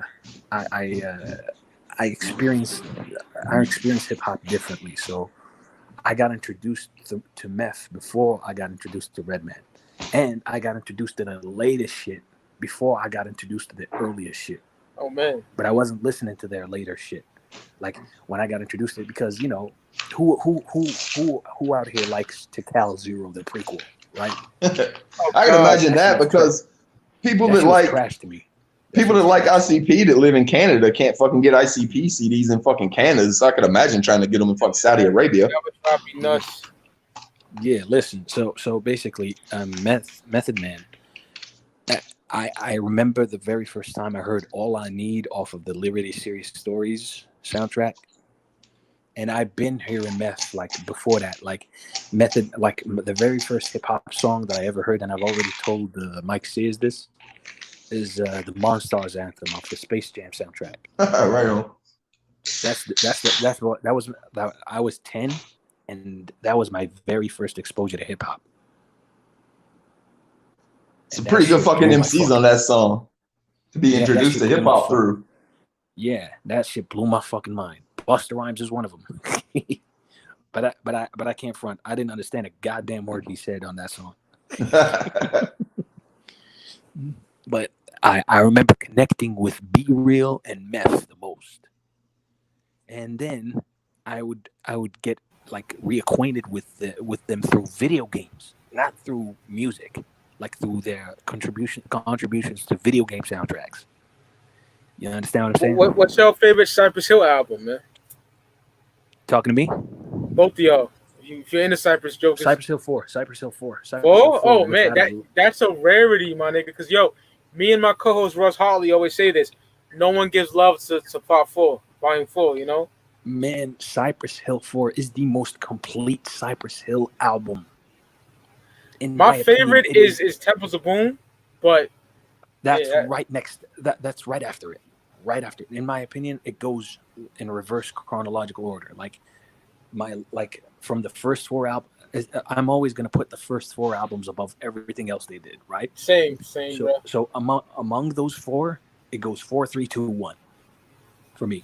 I ain't mad at that because like. As much as I love Temples of Boom, I just can't deny how much Be Real stepped the fuck up lyrically on Cypress Hill 4. Yo, that prelude to a come up with MC8, my nigga. Jesus. Crazy. Yo, You want to talk blackouts?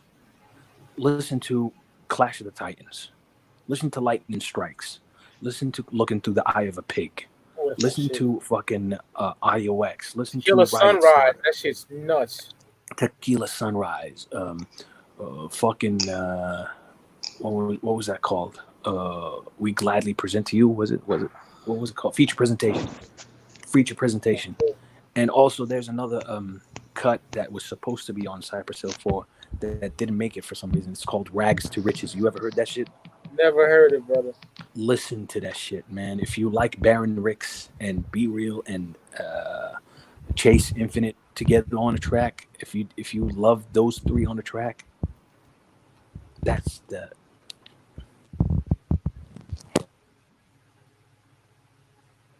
Okay, something happened. I still hear you. I got you. That's what's up. Lord Triple A be back, hopefully. You ever hear Be Real tell that story about when he was recording Pigs? Nah. He had just written the fucking lyrics, and they were going to the studio to record them. And he had just recorded them at the studio, and he got pulled over on the way home, and the fucking cops found the lyrics to the fucking word to the song Pigs, and he said he could see the cops reading the lyrics out to one another. He's like, man, I'm going to jail. He's like, I knew I was straight. I didn't know weed, no guns, or nothing. He's like, they were going to figure out some fucking way to send me to jail after reading those lyrics. He was telling that on a smoke box. I watch that shit all the time. Yes, yeah. Wasn't Jay and Shaggy just on there? Yeah, Jay and Shaggy's been on there. Twisted's been on there. Yeah, I didn't watch the ICP one because it was kind of like the same fucking shit, you know. It's the same shit. Yeah, I can't. Is big and yeah, all this bullshit. How that shit happened with Eminem, y'all still beefing and all that fucking bullshit. Yeah. The Twisted one was funny because I don't know if you know, Madrox don't really smoke weed that much, but he tried to smoke with him, and he's just sitting in the back of the car the whole time and don't say a word with just like a stone look on his face. So Minox had us talk the whole fucking show because he got too fucking stoned before they got in the smoke box. He kind of did that on No Jumper too. Like they got him really fucking baked at that, and but instead of being quiet the whole time, he wouldn't shut up. He just kept talking. Yeah, I remember they asked him to hit it again. He's like, "Nah, I'm good." He's like, "Yeah." And like Monoxide would get it, hit that motherfucker 4 or 5 times and pass it. And then even when Madrox was hitting it, he hit it once and passed it to Adam, who then hit it like 4 or 5 times and then passed it to Monoxide. Like Madrox was skipping out on that motherfucker even whenever he was sitting in on it. He didn't want none of it. But Monoxide was bringing out that top shelf stuff too. He was trying to fucking impress Adam 22 with that weed he had. Like, so he fucking blew him out with like 3 hits. That's great. Yeah, it was a dope interview, man. Did you get to see any of Netfest? You know what? I missed the whole shit, but when I seen Double A, I was like, oh shit. I seen people talking about Double A. I want to see Zool. I want to see Zool, man, but I missed that shit. It was just their video premiere. They didn't do a performance or anything because they're not together. Like they're apart or whatever with social distancing and shit. It was just the new video, but it was pretty dope. It wasn't a video just filmed on their iPhone. They filmed it at like Astronomicon or some event. So there was actually people. Parish, right? Yeah. The first song off Almighty. It's my shit. Yeah, it's a dope ass video. It's cool. Like it's cool hearing a song that you know the words to whenever the video comes out. That you just sing along with that motherfucker. Oh fuck it. Fucking Blaze came on that motherfucker and stowed the show, in my opinion. Though that motherfucker. He sounded like Blaze from 2001 voice, I guess because he hadn't been touring and fucking around. But if you go back and listen to that shit, that motherfucker's voice sounds amazing for the first time in like 15 years. Yeah, because it sounds like Blaze. I said earlier, Joker's Gallery, I was like, I don't like his voice now, you know, but I gotta peep this shit because my boy said the set was dope too, so I gotta peep that. He was in really good shape, so I don't know if he's trying to like get in shape maybe to go out. I remember last time he really went hard for like an album. He got in shape for like Gang Rags because that was coming out, and maybe he's got a new album coming out. He's trying to get in shape for. But that motherfucker looked in shape, and his voice sounded fucking flawless. So I'm interested to see what he comes out with next. I always dug Blaze. He just don't fucking come out with enough shit. He doesn't. We were just talking about that tonight on Will's stream, man. Like me and my boy Siznak, I was like, that self-titled EP, the one that's G in the Hood, Counting Grundy, fucking Clockwork Gray. I like all his albums damn near. You know, Gang Rags I'm a little shaky on, but man. Yeah, there's still probably like 6 songs I dig on Gang Rags. It's not the greatest, but that it's Three Evil Wizards with Jay and ABK. Ooh, man. Yeah. The fucking Dead Man Walking. I like quite a few songs on that, but like it did fall off from his other shit. But even like Monoxide in his live streams, like people are always like the comment in the chat room will be like, tell Blaze to get in the studio, and Monoxide will look at it and he'll be like, I've been telling Blaze to get in the fucking studio. So like Monoxide wants him in the studio. Apparently Blaze just don't want to do it or something. That Casket Factory was when was that? 2014 maybe? I'm kind of shaky. Yeah, it was the first ever release on Magic Ninja. If that tells you fucking how long ago that motherfucker was, and that was his last goddamn album. That's fucking wild, brother. It's crazy. Like I don't get it. Like I don't know if he's just like, I guess he's just like digs like just living his life and not fucking with it that much. He just does it whenever he fucking needs to make some money. He seems pretty content with his shit. Hands fucking down. He's my favorite solo artist that was ever on Psychopathic, easily, because like an 01 dog. Oh man, I was a Blaze mark. Yeah, man. As far as solo artists, yeah, like nobody else has ever, even like the solo albums, like even if you put up like Fuck the Fuck Off Motherfucker and all Too Dope shit in there and like Chainsmoker and Fatso and shit, I'd still pick Blaze's overall work solo. Yeah, One Less G is the greatest Psychopathic solo album ever. My favorite as a solo artist, easily. Yeah, like, Esham is my favorite rapper in the Wicked shit, period, but his Psychopathic stuff doesn't hold up. To me, period. You know what I mean? Who is it? Esham? Esham, yeah. His Psychopathic stuff. He even didn't like his Psychopathic shit. He was like talking about how ICP wouldn't let him rap about like satanic shit. They wanted to be fucking up positive shit. The Boogeyman and shit, you know? I did watch Esham and Shaggy. Did you watch Esham's fucking show he does? Like, yeah, Only Speaking or some shit like that, right? Yeah. Did you see the one with him and Shaggy? Yeah, that was dope. Dope.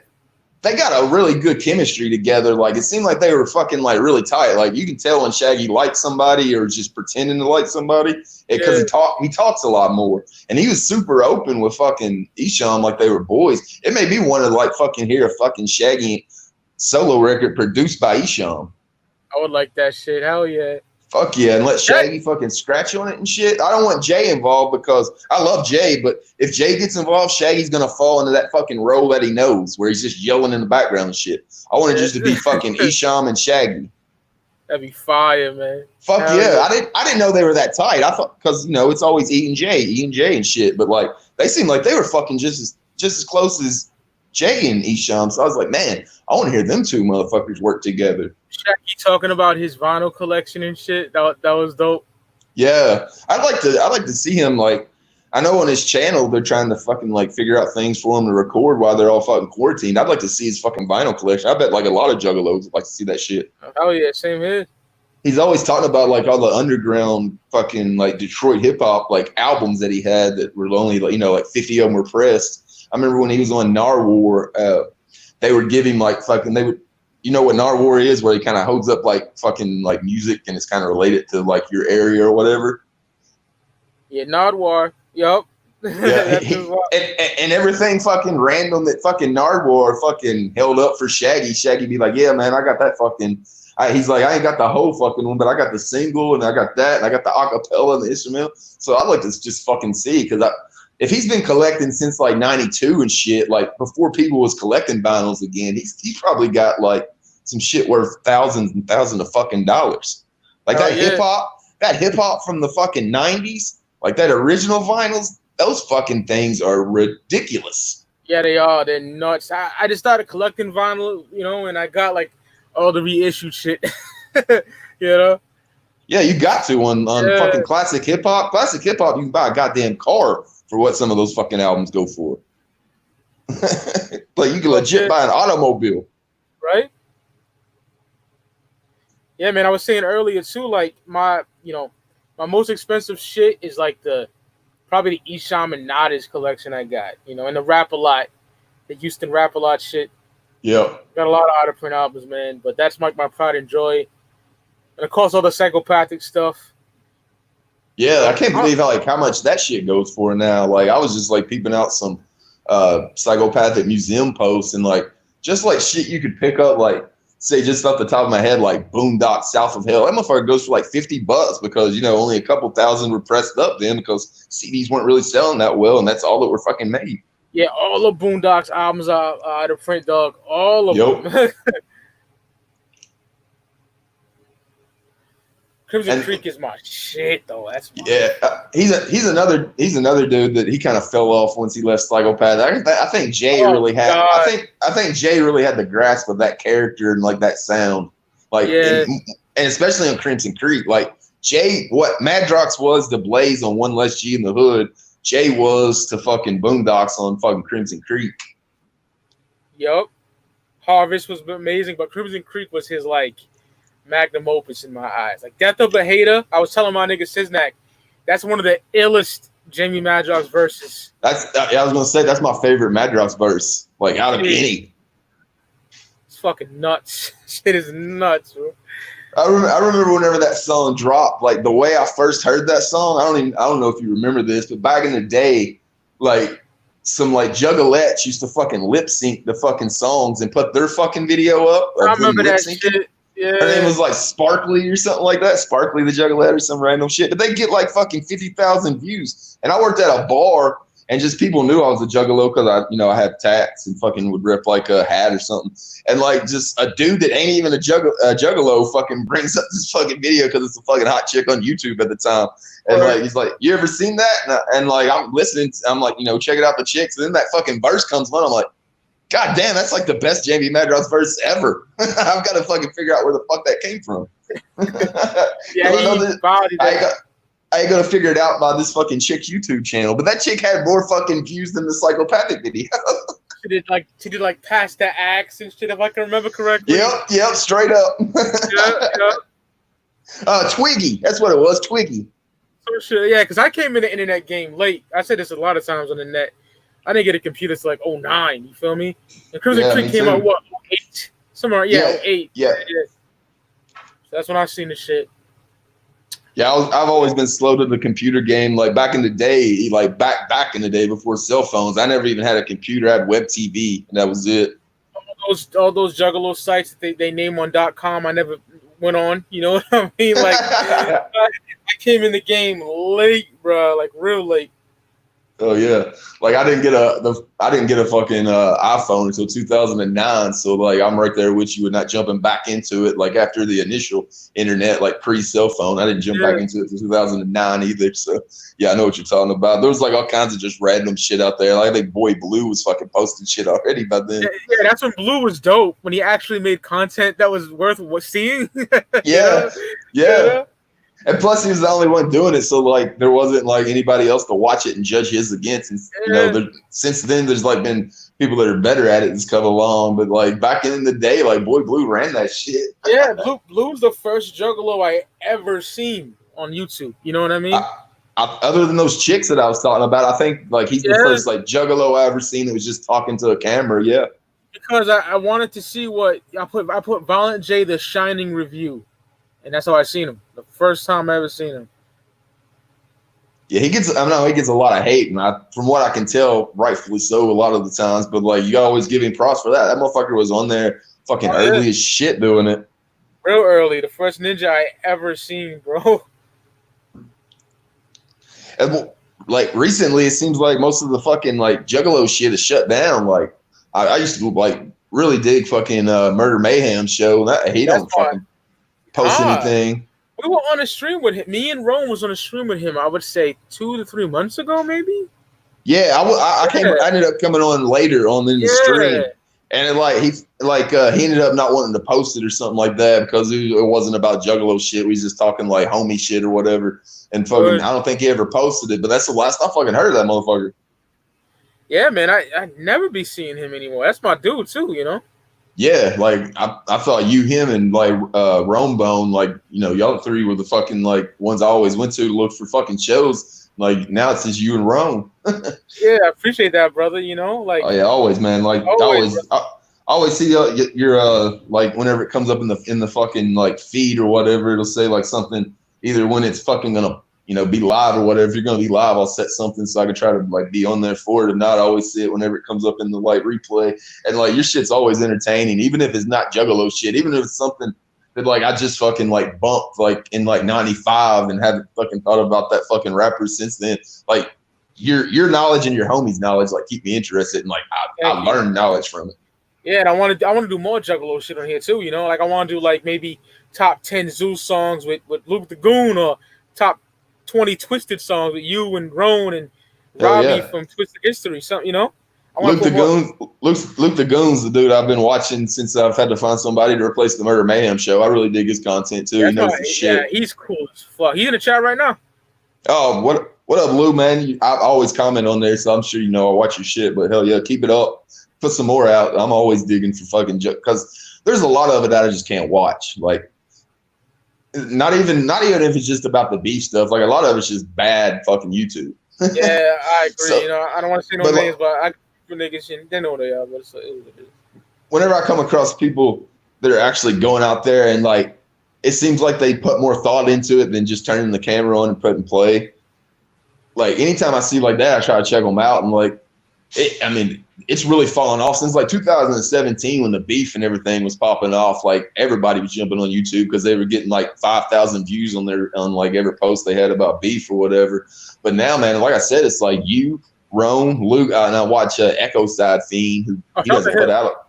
Yeah, he's my dude, man. He's always been like hooking me up with cool ass interviews and segments since I started doing 2017. Even he's an old school like Juggalo from Michigan, so I always dig his perspective, and he always breaks down like events really well. Him and Luke the Goon, man, they do really good event reviews. So I always try to keep them. But other than that, man, there's not a lot of like Juggalos that put out. I don't care about like hearing like the news or anything told to me about psychopaths. I like hearing about like opinions from dudes that I know that are Juggalos and been in the scene and shit. And that shit's hard to find these days. So I'm glad you're keeping your shit up. So much props for that. Oh yeah, brother. I'm pretty sure you see me post it, but man, I got this months ago. But those fucking Hollow Wicked Bazaars, bro, like that was a gold mine for me. That was like a holy grail for me, dog. Fuck yeah. I wanted the box set forever, but I'm like, yo, fuck the box set. I'll just take these CDs. And I got them in the museum for $62. I think that's a fucking steal. Oh, fuck yeah. I mean? Like, back in the day, well, not back in the day, but like 2017, I was going to put together a Hollow Wicked collection because I think I had 14 or 16 of them. And then I remembered, fuck, there's a box set that's going to cost me like $400. So I didn't even bother putting it together because of that set. But I remember that set's fresh as shit. Like, it is. It's got like the things aren't just. I always thought like whenever I first heard about it before like being able to check them out on YouTube, like back in 2000 up until 2009 or whenever it was, I was able to see it on YouTube. I always thought it was just the same fucking thing, but with a colored like CD case, like like how Jekyll Brothers is red. I just thought it was a different colored jewel case that you got, but like the fucking CD's different, the booklet's different. The booklets are beautiful, bro. I'm a sucker for that shit. So yeah. All those big blown out pictures of Jay and Shags, like, oh man, it's dope as fuck. And they're like pictures you don't see that often. Some of them you see quite often, but there's quite a few in there that are like you don't ever see in print that well. So it's cool to see those. Like the retail bazaars, you only get those little panels of the pics, but the fucking those box set joints, oh man, that shit's dope. I want to get Freak Show one day, but who knows? That's probably going for crazy too, no doubt. I just seen, speaking of Echo Side Fiend, I just seen he was actually like looking for that box set too, and he found it on eBay. He found a fucking nice one and ended up only paying like $150 for it. Yeah, I watched that unboxing. It was complete. I think the box was bent a little bit, but like all the fucking like shit in it was brand fucking new. He like lucked out there. Like I seen those things go for like $299. Yeah, that been on my wish list since 2009. Like, you know what I mean? And I finally got it earlier this year, man. The CDs, anyway, the Bazaar CDs. Happy to even have that. Those are amazing. Yeah, I've been looking through, like, trying to find, like, Bazaar concert pictures and shit since it's, like, the 20th anniversary. Yeah, I see you posting some dope shit. Hell yeah.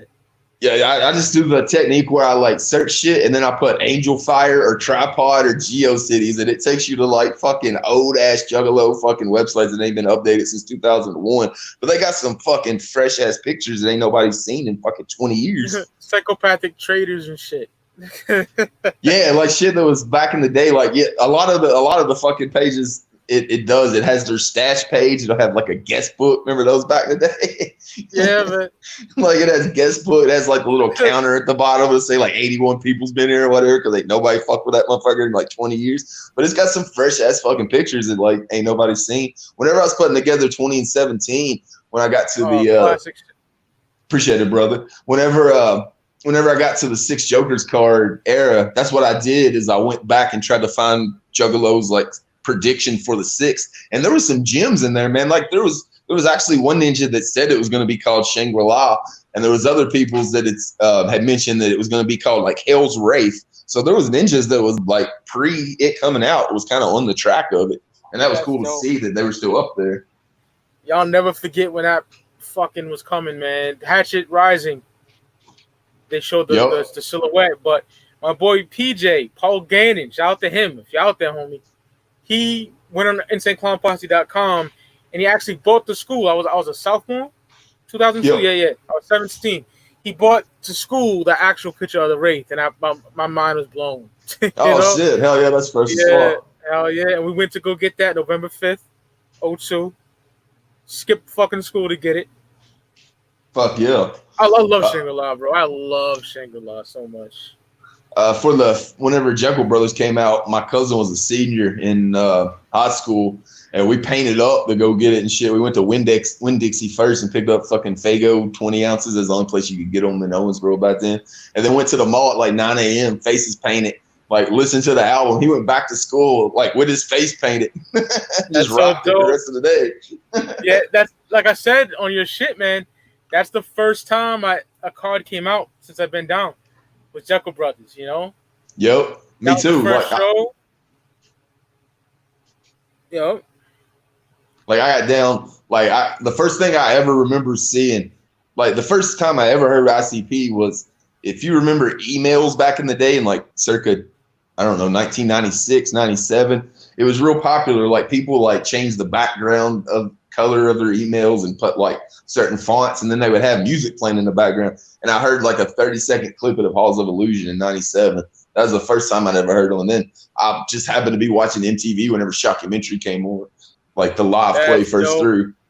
And literally like Jay's talking about in the book, like I'm just sitting there watching MTV, and like MTV comes on and says, MTV every year auctions off a certain amount of time for charity. And this is what Island chose to use with their money. And I was like, what the fuck? Like MTV wants nothing to do with this. And like I was fucking intrigued from that, and then just my mind was blown watching the fucking Shockumentary. Fuck yeah, that's one of my favorite home videos ever. You know? Oh man, I worship that VHS. I got it in 98 when it came out, and I got the Ringmaster card with it, and I had that dope sticker that had Jay and Shaggy on it with the dreads. Yep. It's like kind of like the Insane Clown Posse poster, like this the big giant poster from back then. It's like a little sliver of that. The chick I was dating at the time, like her little brother was 11, but he was like a juggalo and he was like a master thief. And this little ninja grew out like a thumbnail and sharpened it up. And he would go into fucking record stores and slice the bottom of Shockumentaries and get those Joker cards out the bottom of them. So so he had the whole fucking set locked down. Like she had the whole set. He had them just on lockdown. Like that little motherfucker could do anything. It like he would steal Pokemon cards, and like we'd be watching him. Like my girl would tell me, "Yo, make sure my brother don't steal nothing." And you'd be watching this motherfucker, and he'd still come out with like 4 Pokemon cards in his pocket. That's fucking great. Yeah, man, that was my shit.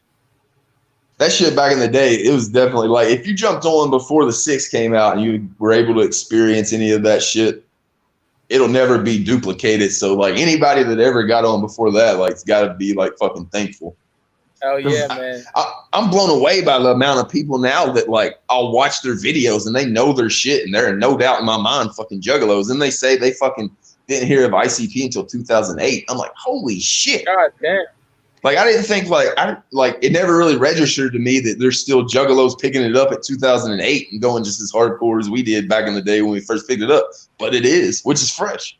Oh yeah, that's dope, man. As long as you knowledgeable about the shit, because I'll be honest, yo, I'll take it back to 2001 and start calling niggas juffalos if they don't know their shit, dog. You know, like you're coming on here trying to be a juggalo, you don't know nothing. That pisses me off. But if you know your shit, much power to you, brother. You know what I mean?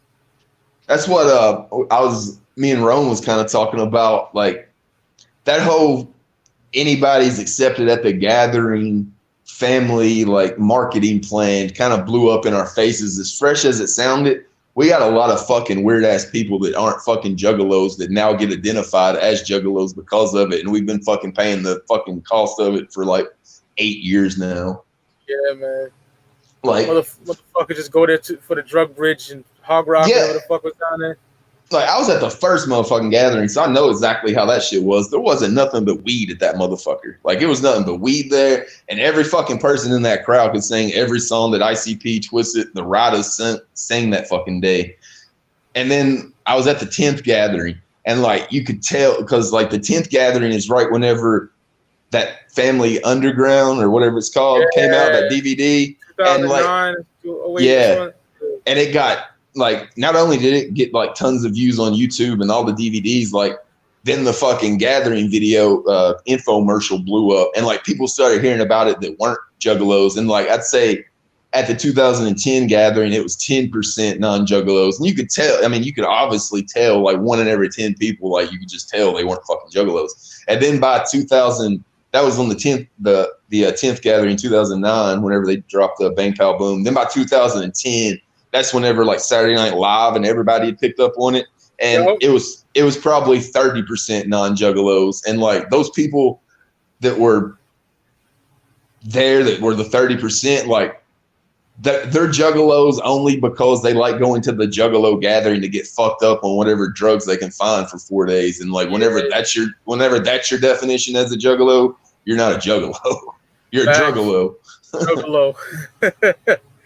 And those are the people that like whenever Roan was talking about like fucking, because whenever I heard Roan's episode, that's what brought it on this week. He was talking about the comments on fucking whenever the black stream post on Shaggy's IG, like he said like people were typing like all lives matter and being like disrespectful and shit. I was like, man, like that just pissed me off so bad. I wanted to go fucking read them so I could block these motherfuckers. And what I noticed is like everybody I clicked on that was saying that shit, they didn't have any fucking, they didn't have any kind of juggalo in their name, in their bio, or anything posted in like the first like probably 4 levels of their Instagram posts that I looked at. So like the people that are fucking like that give juggalos the bad name a lot of the time are those fucking people that are just outside hanger-oners that are just fucking juggalos because they like going to the juggalo gathering and getting fucked up and like huffing a bunch of fucking nitrous and fucking banging fucking some fucking heroin in the fucking drug bridge. If you ask them motherfuckers the 6 in order, they can't tell you. They can't tell you. The motherfuckers can't spell Jekyll. Yeah, I hate that shit, bro. They spell clown with a K, and I fucking hate that shit. Or Violent J with an AY. Like that shit'll irritate the shit out of me. Like you'll have a fucking you'll say how down you are, and you'll spell Violent J with JAY. It's like, man. Twisted TWIZTD. Oh God. Yeah, like those are the people that are fucking like. I mean, don't get me wrong, there are some fucking like bad juggalos in the mix. There always are in anything. It don't matter what fucking crew you're running with, rap, fucking rock, country, anything like that. There's always gonna be some fucked up people. But like the fucked up people that we get blamed for aren't fucking juggalos in the most part. They're fucking people that like to fucking go to the juggalo gathering and fucking learn Bang Pow Boom because they like getting fucking mushrooms off the drug bridge. It ain't because they fucking found the message in the fucking first 6 Joker cards, right, like we did, like us, yeah. Fuck yeah, bro! Always fun with you, brother. Hell yeah, man! We definitely got to fucking do the review of Abominations. Yeah, definitely, yeah. That's been planned. Yo, something happened. I forgot what happened. Like, I did Independence Day, and then I just dwelled into something else and totally forgot about my twisted shit. So I got to do what's next? Heartbroken Homicidal, maybe? No. Yeah, Wicked, right? Wicked's next. Yeah. What'd you stop at? Independence Day. Yeah. Wicked then. Yeah. I'll do any of those you want to fucking do. If you need somebody to jump on, like I'll fucking fuck with all of them. Oh hell yeah, man! I'm not gonna do no fucking question marks or the darkness and all that, but I'm definitely gonna do Abominations, bro. That's fucking just fuck yeah, beyond classic. But I'm gonna end this shit, brother. But it was dope as fuck. You know, I had Big Will on here, not talking to everybody. Fucking that motherfucker been on live streams for 5 years and they ain't ever figured out he needs to shut the fuck up when somebody else is talking. He just talks over them until they give up. That's so true. Fucking Lord AAA was on here. He's cool as fuck. He getting a hip hop talk. But yeah, man. Coming soon. Some twisted reviews or some shit, man. So yeah, look out for that. Hell yeah! Shout out to Joker's Gallery. Go follow him. You know. Much love, always, brother. Hell yeah, brother. And we out this bitch. Whoop whoop. Whoop whoop. Peace.